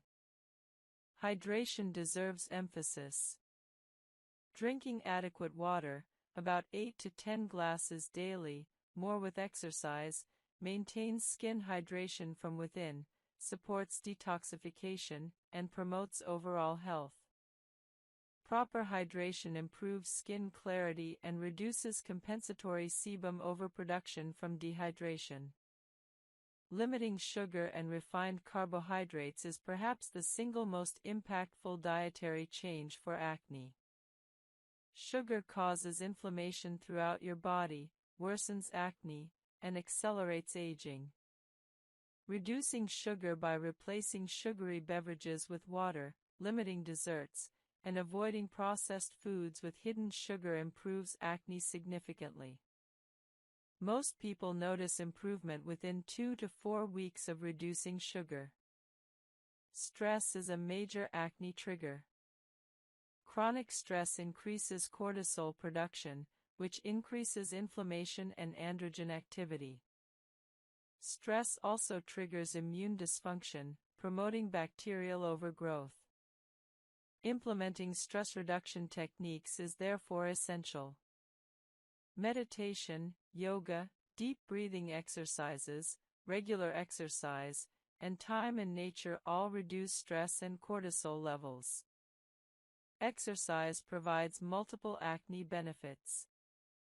Regular aerobic exercise, 30 minutes, 5 days weekly, reduces stress, improves circulation, regulates hormones, and promotes overall health. However, exercise-related acne can occur from sweat and friction. Shower immediately after exercising, change into clean clothes, and avoid touching your face during exercise. Despite temporary exercise-induced acne risk, the overall benefits of regular exercise substantially outweigh risks. Sleep profoundly affects skin health. During sleep, your body releases growth hormone and reduces cortisol, supporting skin repair and reducing inflammation.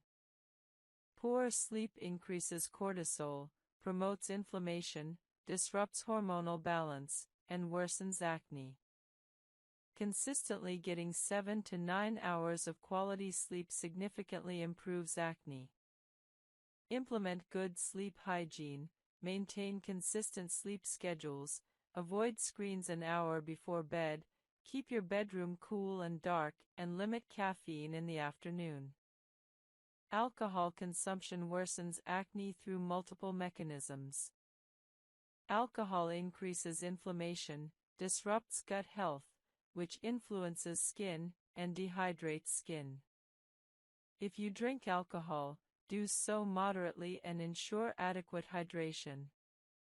Heavy alcohol consumption noticeably worsens acne in most people. Smoking impairs skin healing, increases inflammation, and worsens acne. Smokers typically have worse acne than non-smokers. Quitting smoking improves acne and overall health dramatically. Gut health increasingly appears important for skin health. Poor gut microbiota diversity, gut inflammation, and increased intestinal permeability, leaky gut, correlate with acne. Eating fermented foods, yogurt, kimchi, sauerkraut, fiber-rich foods, vegetables, whole grains, legumes, and possibly taking probiotic supplements supports healthy gut microbiota. While gut acne connections are still being researched, the evidence suggests supporting gut health helps skin. Hormonal regulation through lifestyle is important, particularly for women with hormonal acne. Regular exercise, stress reduction, adequate sleep, and healthy diet all support hormonal balance. For women with PCOS or obvious hormonal acne, these lifestyle factors may reduce symptoms enough to minimize or eliminate the need for systemic medications like spironolactone or oral contraceptives. Important perspective: diet and lifestyle changes typically take 4 to 8 weeks to demonstrate skin effects. Don't expect immediate results. However, after 8 to 12 weeks of consistent dietary and lifestyle improvements, most people notice significant acne improvement. These changes provide benefits beyond acne: improved energy, better sleep, improved digestion, and overall better health.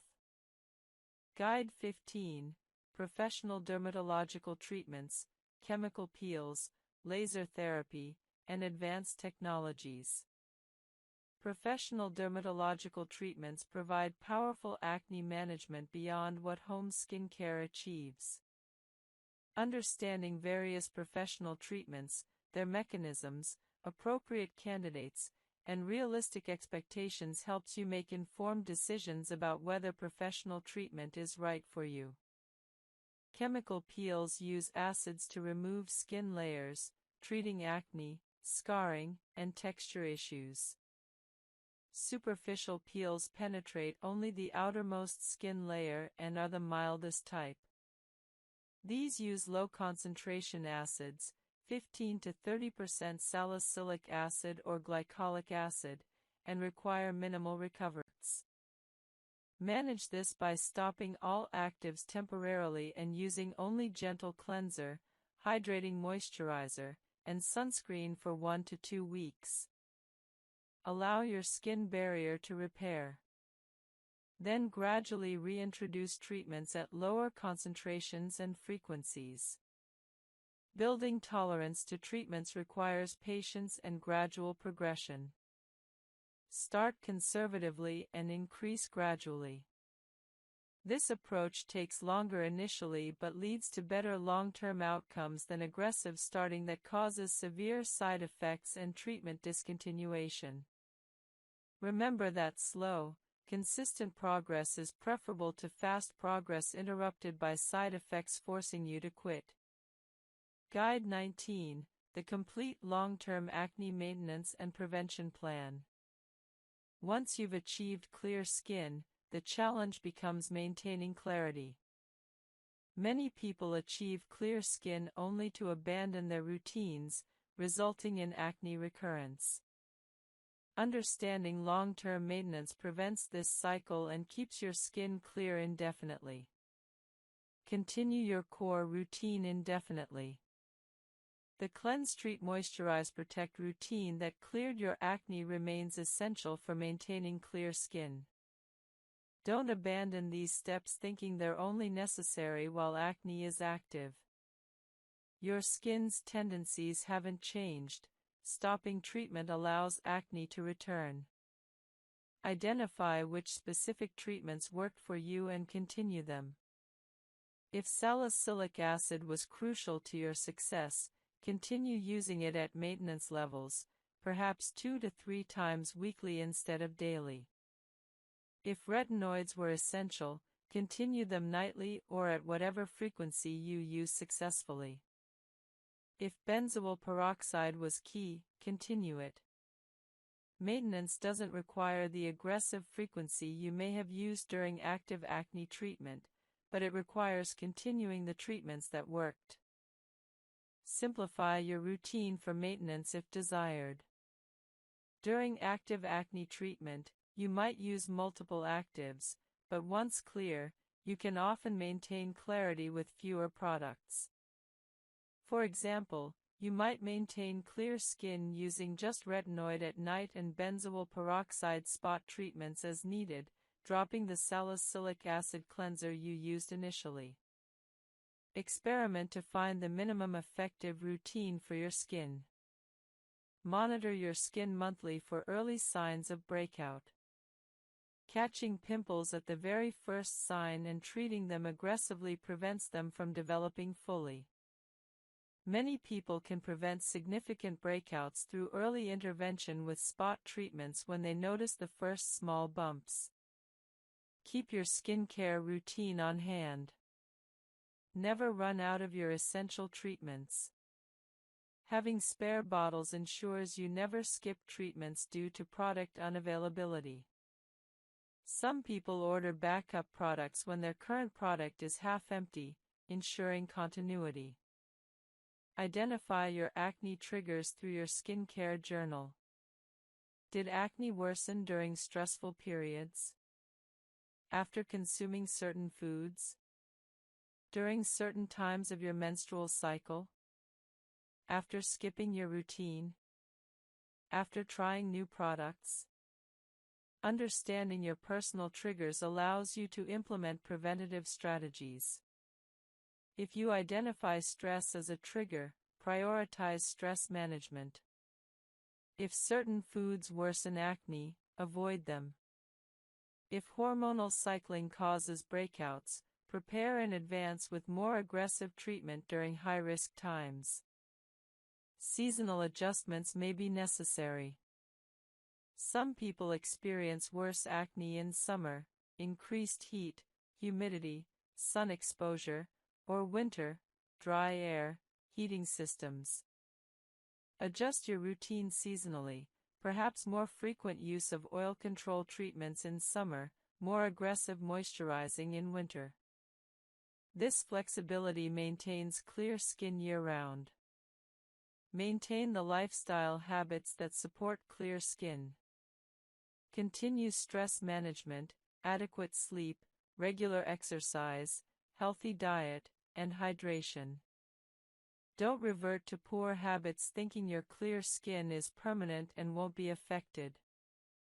Lifestyle factors remain important indefinitely. Schedule regular dermatology visits even after achieving clear skin.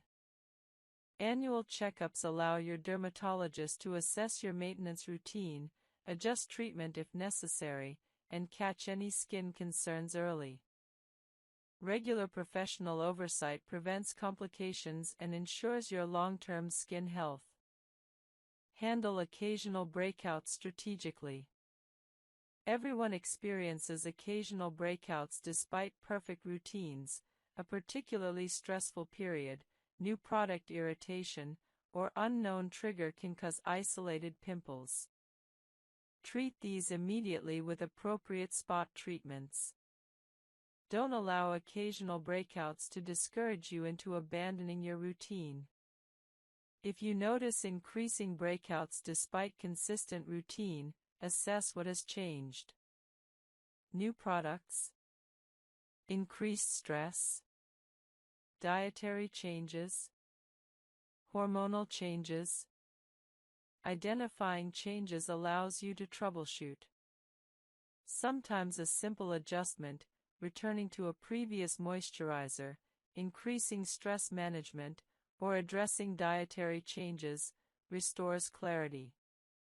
For women, track your menstrual cycle and acne patterns indefinitely. If hormonal patterns are evident, you can prepare in advance during high-risk times with more aggressive treatment or preventative actions. Update your routine periodically based on new information. Skincare science evolves, new evidence-based ingredients and treatments emerge. While your core routine remains consistent, you might incorporate new additions.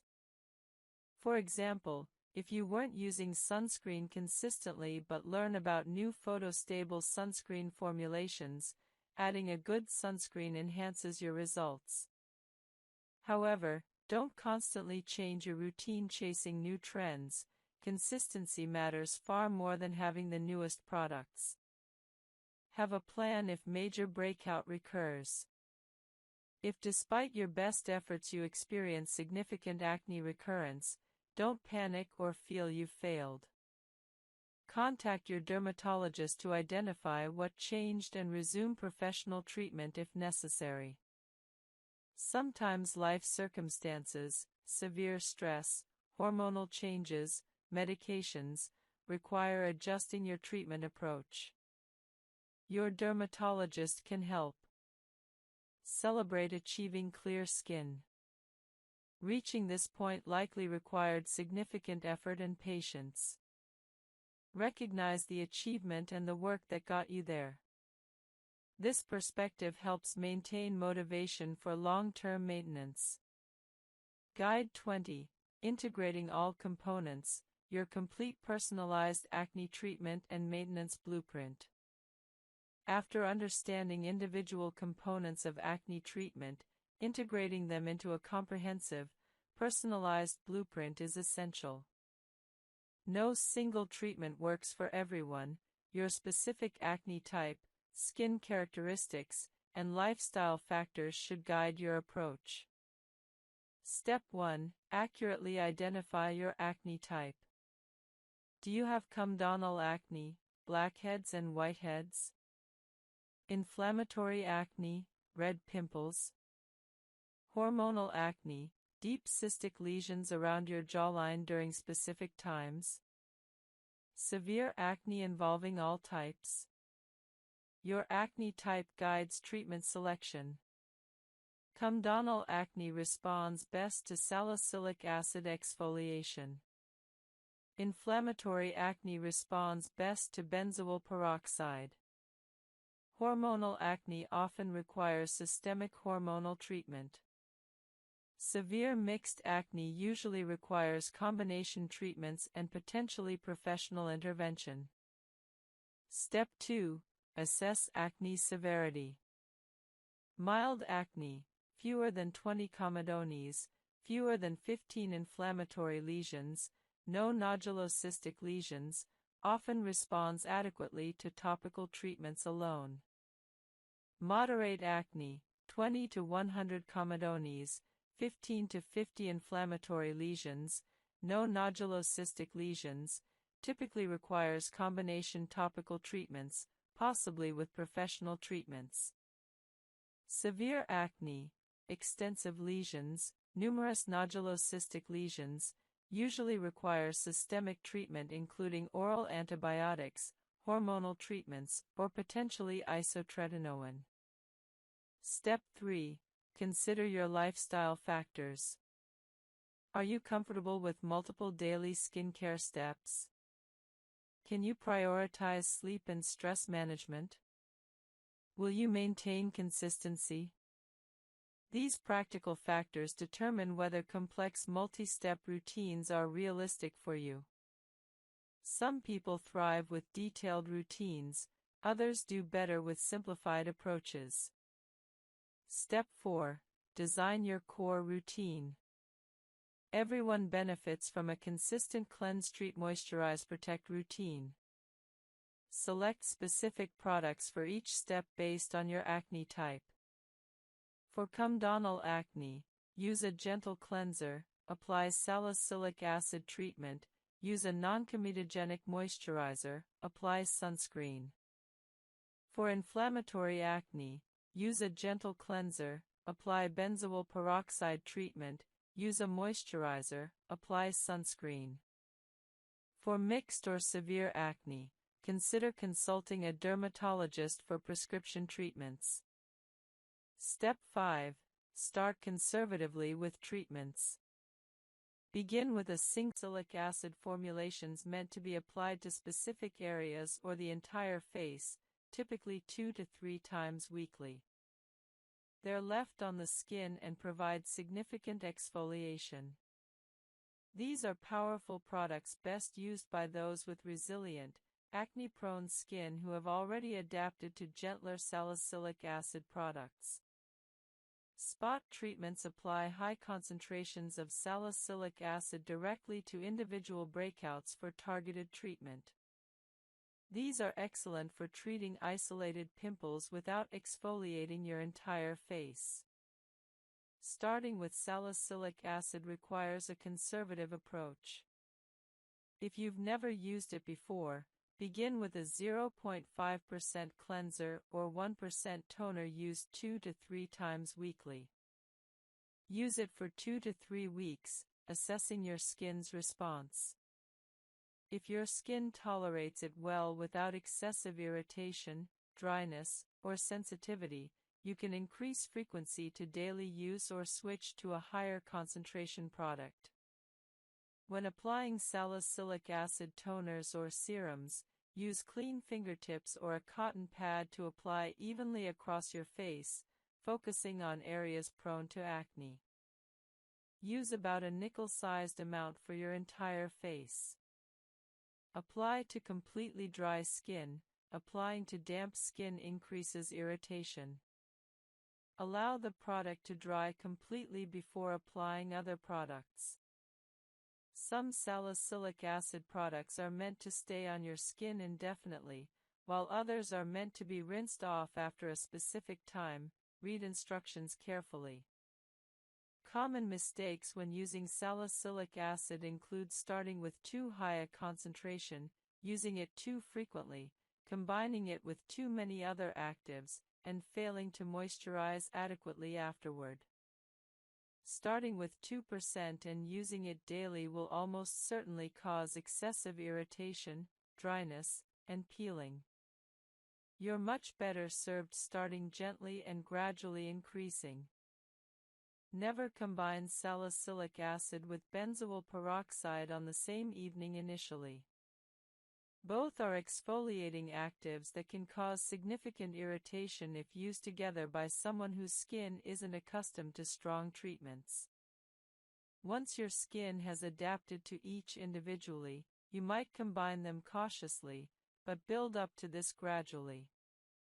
Salicylic acid makes your skin more sun-sensitive, not severely, but notably. Always use SPF 30+ sunscreen daily when using salicylic acid. This is not optional. Sun exposure can cause post-inflammatory hyperpigmentation in acne-prone skin, and salicylic acid increases this risk. Side effects of salicylic acid are generally mild and resolve with time or reduced usage. Dryness is common, particularly if you're using higher concentrations or frequent applications. Combat dryness by using a good hydrating moisturizer immediately after applying salicylic acid. Mild peeling is normal and actually desirable. It indicates exfoliation is occurring. However, severe peeling suggests you're using too much. Slight irritation and redness may occur initially but typically resolve within 1 to 2 weeks. Some people experience temporary worsening of acne as impurities are brought to the surface, but this purging phase is usually short-lived. Results from salicylic acid appear gradually. After 2 weeks of consistent use, you might notice smoother texture. After 4 weeks, you should see reduced comedones and fewer new breakouts. Most people see significant improvement after 6 to 8 weeks of consistent use. However, salicylic acid works best for comedonal acne, blackheads and whiteheads, and mild inflammatory acne. For severe inflammatory or cystic acne, combining salicylic acid with other treatments like benzoyl peroxide or prescription retinoids is often necessary. Salicylic acid is safe for long-term use. Many people successfully maintain clear skin using salicylic acid indefinitely as their primary exfoliation and treatment method. However, occasionally, skin can become desensitized to salicylic acid if used continuously for extended periods. If you notice that salicylic acid that previously worked well seems less effective, take a 1 to 2 week break, then resume using it. This often restores its effectiveness. Alternatively, you can rotate between salicylic acid and other exfoliants like glycolic acid to prevent desensitization. Guide 5. Benzoyl peroxide, Comprehensive Guide to Bacterial Killing and Inflammatory Acne Treatment. Benzoyl peroxide is one of the most effective and widely recommended acne treatments by dermatologists. Unlike salicylic acid, which primarily removes dead skin cells and excess oil, benzoyl peroxide specifically targets the acne-causing bacterium Cutibacterium acnes. Understanding benzoyl peroxide's mechanism, concentrations, and proper application is crucial for maximizing its effectiveness while minimizing side effects. Benzoyl peroxide works through a unique mechanism. It generates reactive oxygen species that directly kill bacteria. This is fundamentally different from antibiotics, which the bacteria can develop resistance to. Bacteria cannot develop resistance to benzoyl peroxide because it works through oxidative stress rather than targeting specific bacterial proteins. This makes benzoyl peroxide an invaluable tool in acne treatment, particularly since antibiotic resistance is an increasingly serious problem in dermatology. Beyond bacterial killing, benzoyl peroxide has anti-inflammatory effects, helping reduce the redness and swelling associated with inflammatory acne. It also has mild sebum-reducing properties and may help with some degree of comedone reduction, though it's less effective for this than salicylic acid. Benzoyl peroxide comes in concentrations ranging from 2.5% to 10%, with some over-the-counter products going up to 10% and prescription-strength versions available at higher concentrations. Interestingly, studies show that 2.5% benzoyl peroxide is roughly equivalent in effectiveness to 10% benzoyl peroxide. The higher concentration doesn't necessarily mean better results. It primarily means more potential for irritation. Therefore, it's prudent to start with 2.5% and only increase concentration if needed. Benzoyl peroxide comes in multiple product formats. Cleansers containing 2.5 to 5% benzoyl peroxide gently incorporate this ingredient into your daily cleansing routine. These are appropriate for maintenance or mild acne. Spot treatments allow you to apply high concentrations directly to individual pimples. Serums or leave-on treatments apply benzoyl peroxide across your entire face and are left on the skin. These can be used daily or as directed. Gels and creams are thicker formulations that may have different absorption characteristics depending on your skin type. Starting with benzoyl peroxide requires similar caution as salicylic acid. If you're new to benzoyl peroxide, begin with a 2.5% product, ideally in a cleanser format or spot treatment, used once daily. Most people find evening application easier than morning application since benzoyl peroxide doesn't require sun protection and can be easily washed off in the morning. After 1 to 2 weeks, assess your skin's tolerance.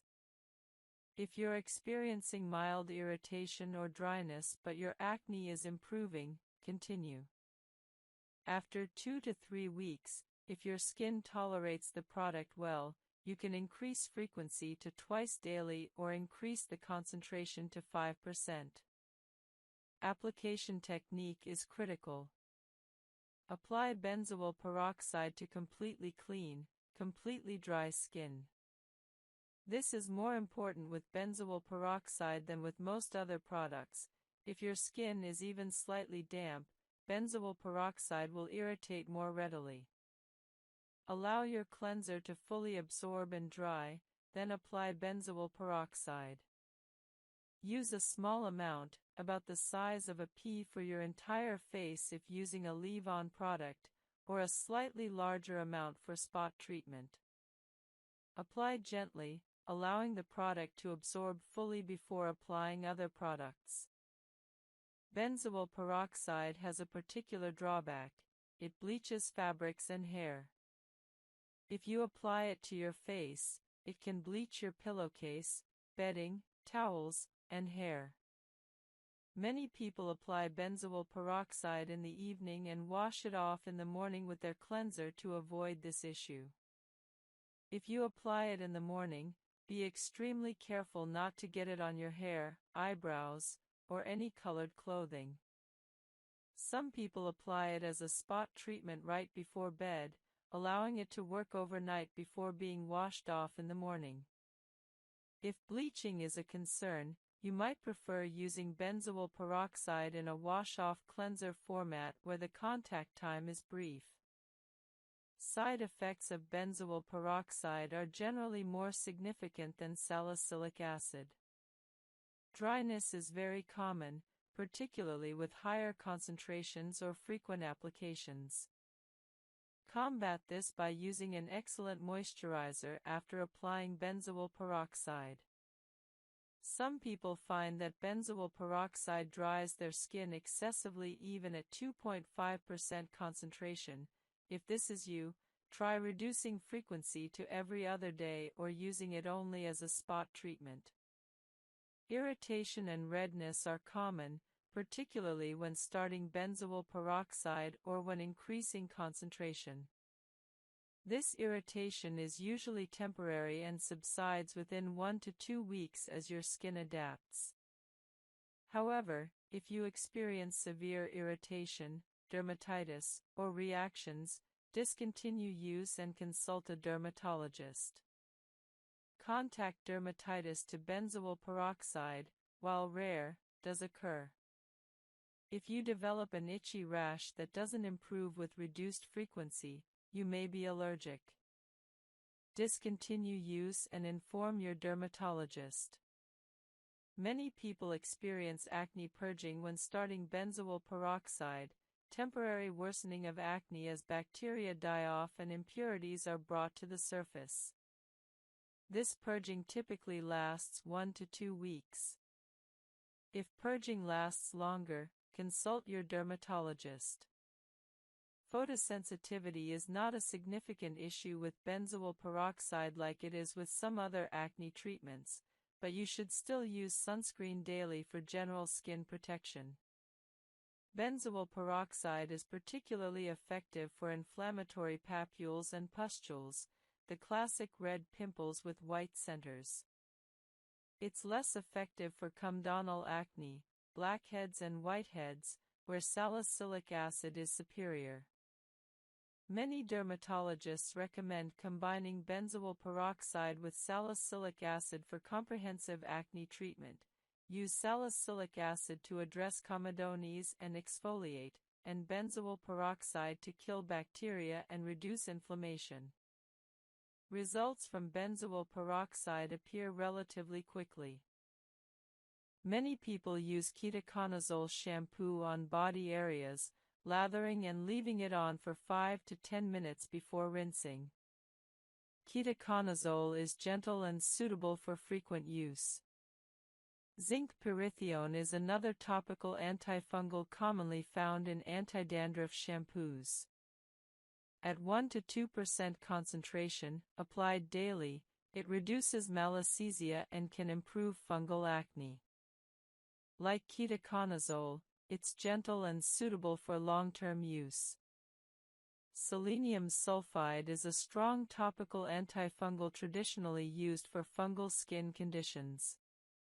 At 2.5% concentration, available by prescription, applied daily, selenium sulfide effectively treats fungal acne. However, some people find it irritating or have sensitivity, limiting its use in some cases. For extensive fungal acne or fungal acne resistant to topical antifungals, oral antifungals may be necessary. Fluconazole is a systemic antifungal taken orally. Typical dosing for fungal acne is 50 to 100 mg daily for 2 to 4 weeks, or alternatively, 200 mg weekly for several weeks. Oral fluconazole effectively treats extensive fungal acne and reaches areas topical antifungals cannot. However, oral antifungals can have side effects and require more medical supervision than topicals. Itraconazole is another systemic antifungal option, sometimes used as an alternative to fluconazole.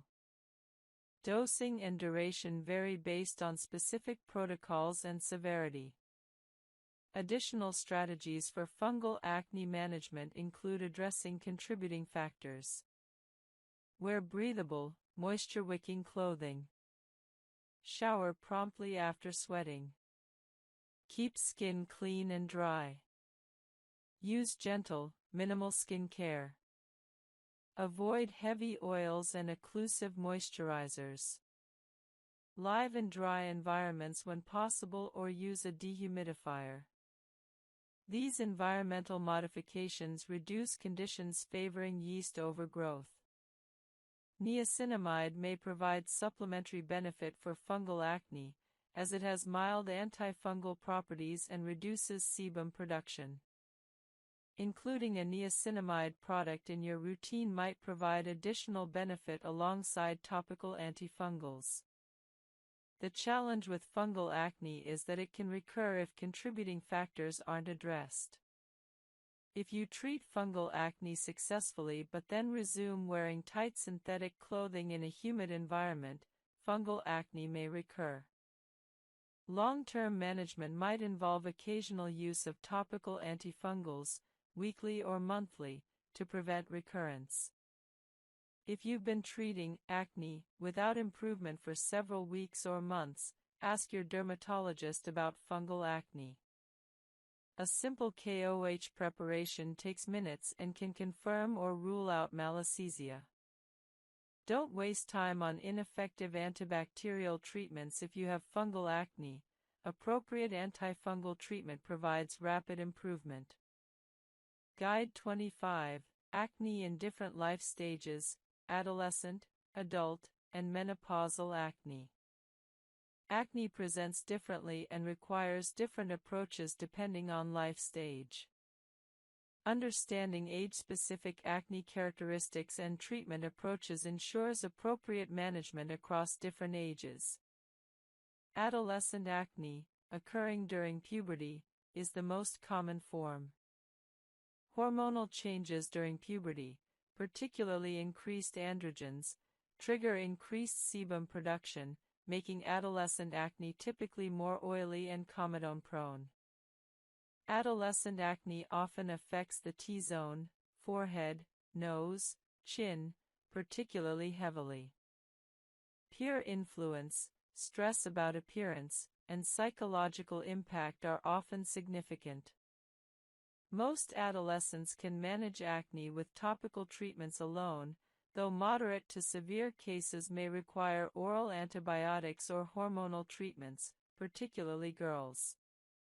Treatment approach for adolescent acne emphasizes prevention and establishing good habits. Starting with gentle cleansing, topical treatments, and sun protection during teenage years establishes habits that persist into adulthood. Most adolescent acne improves or resolves as hormonal stability is achieved in late teens or early 20s, though some individuals continue experiencing acne into adulthood. Adult acne, occurring in adults beyond teenage years, has different characteristics. Adult acne is often more localized, jawline, chin, lower face, and frequently hormonal in nature, particularly in women. Adult acne is often more inflammatory than comedonal compared to adolescent acne. Stress, hormonal cycles, skincare product irritation, and lifestyle factors play larger roles in adult acne than in adolescent acne. Adult acne is sometimes attributed to skincare products or cosmetics, acne cosmetica. Adult women with acne often benefit from hormonal evaluation and hormonal treatments. Oral contraceptives or spironolactone can provide significant improvement. Additionally, adult women should evaluate whether acne patterns correlate with their menstrual cycle, as this suggests hormonal involvement. Adult male acne is less common than in adolescence but does occur. When it persists into adulthood, it's often quite severe and may warrant aggressive treatment including isotretinoin consideration if not responsive to standard treatments. Occupational factors sometimes contribute to adult acne. Individuals with occupations exposing them to oils, chemicals, or heat, mechanics, cooks, healthcare workers, sometimes experience acne from occupational exposure.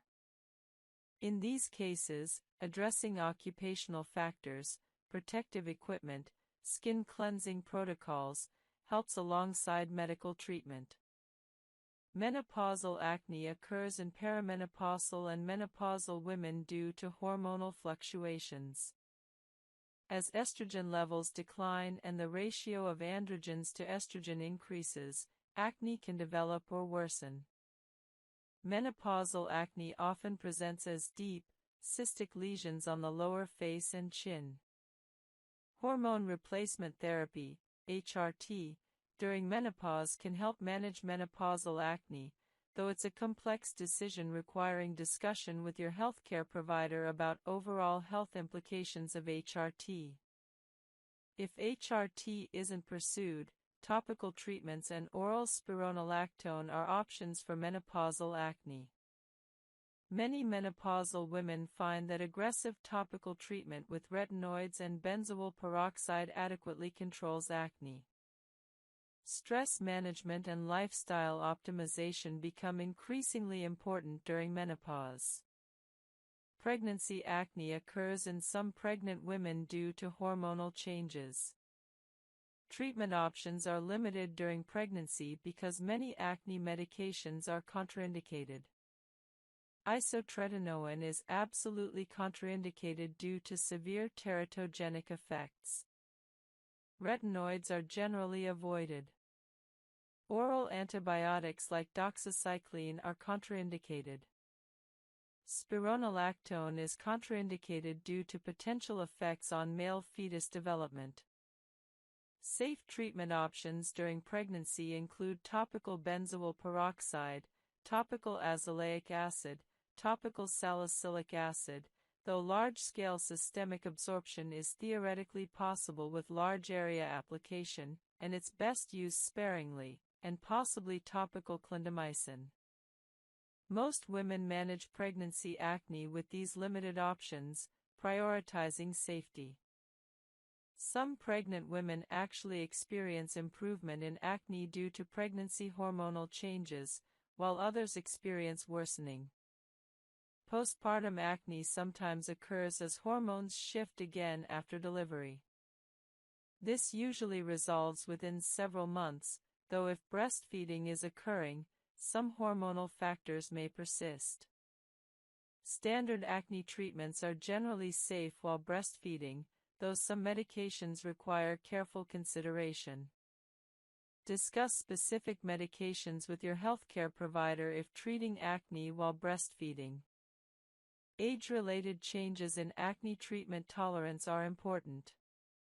Adolescent skin is generally very resilient and tolerates aggressive treatment well.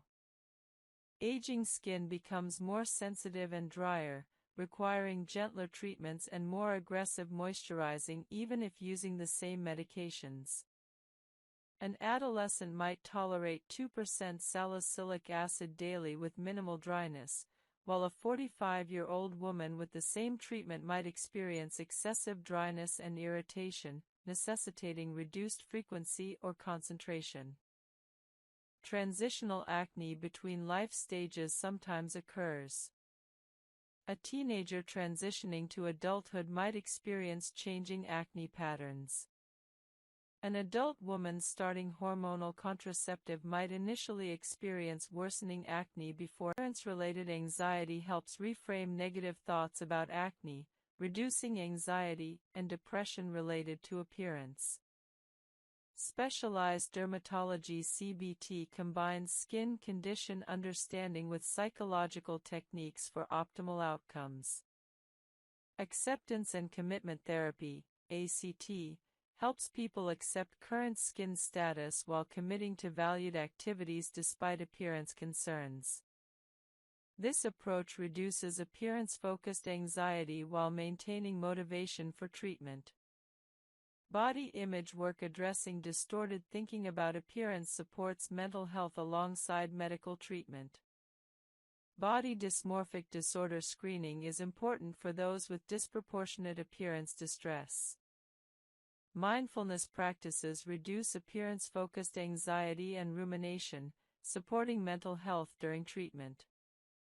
Dermatology apps using AI analyze skin photos to assess acne severity, identify acne types, and recommend treatments.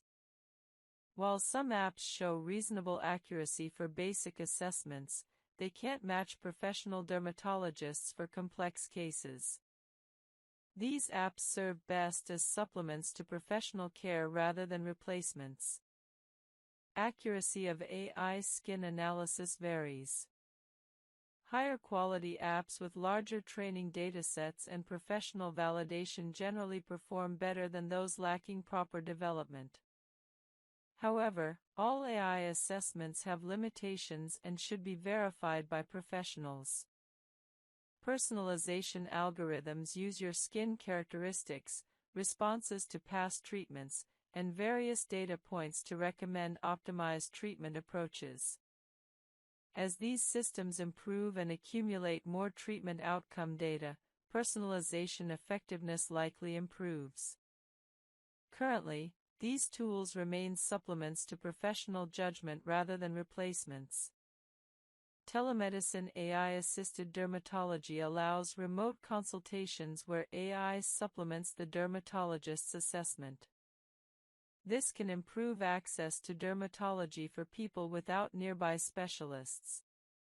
Privacy considerations are important with AI skincare apps. Your skin data is sensitive. Understanding how your data is used and stored matters when choosing AI tools. Guide 44: Peptide Therapies and Bioidentical Hormone Treatments. Advanced peptide therapies and bioidentical hormone treatments represent frontier approaches for acne management. Understanding these options helps you discuss them with your healthcare provider. Specific peptides stimulate collagen production and support skin barrier healing. For acne management, peptides primarily support post-acne recovery and scar treatment rather than treating active acne directly. Peptides appear in many premium skincare products.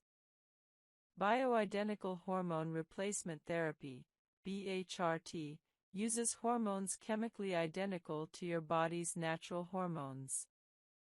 For hormonal acne, bioidentical estrogen and progesterone might theoretically provide benefits similar to synthetic hormones in oral contraceptives with theoretically better tolerability. However, evidence for BHRT's superiority for hormonal acne is limited. Additionally, BHRT is more expensive and requires more individualized monitoring than standard hormonal contraceptives. Compounded bioidentical hormone prescriptions allow customization of hormone dosing and ratios. For severe hormonal acne, compounded BHRT might be appropriate, though professional oversight is essential. Guide 45. Nanotechnology in acne treatment. Nanotechnology enables delivery of active ingredients at microscopic scale for potentially enhanced effectiveness. Understanding nanodelivery systems helps you evaluate next-generation acne products. Liposomal formulations encapsulate active ingredients in microscopic lipid spheres, enabling enhanced penetration and stability. Liposomal retinol or liposomal benzoyl peroxide potentially provide enhanced effectiveness with reduced irritation through optimized delivery. Products using liposomal technology are increasingly available commercially. Nanoparticles of active ingredients increase surface area and bioavailability, potentially enhancing effectiveness. Nano-sized acne actives are being researched for enhanced skin penetration and efficacy. Sustained-release nanotechnology enables gradual release of actives over extended periods, potentially maintaining consistent therapeutic levels with less frequent application. Guide 46. Environmental and climate adaptation strategies for acne. Acne management must adapt to different climates and environmental conditions. Understanding climate-specific strategies optimizes treatment across varying conditions. Tropical climates with heat and humidity increase sebum production and bacterial growth. Strategies include more frequent cleansing, lighter formulations, focus on oil control, increased sun protection. Sun worsens heat-related acne, air conditioning when possible, and increased frequency of active acne treatments. Guide 50. Acne success stories, effective patterns, and realistic timelines for clear skin. Examining successful acne treatment patterns and realistic timelines helps set expectations and maintain motivation during treatment journeys. Most people achieve significant acne improvement, 70 to 80% clearing, within 12 weeks with appropriate treatment. Complete clearance often takes 4 to 6 months. Severe acne or scarring might require 6 to 12 months or longer. Successful patterns often involve early professional intervention for moderate-severe acne, combination approaches addressing multiple acne factors, consistent routine adherence, lifestyle optimization alongside treatments, patience through initial adaptation phases, and adjustment of treatments based on response. Common obstacles in achieving success include unrealistic expectations for overnight results, giving up after 4 to 6 weeks before full benefits appear, switching treatments too frequently before adequate trial period, neglecting lifestyle factors, inconsistent treatment adherence, and failing to pursue professional help when home treatment insufficient.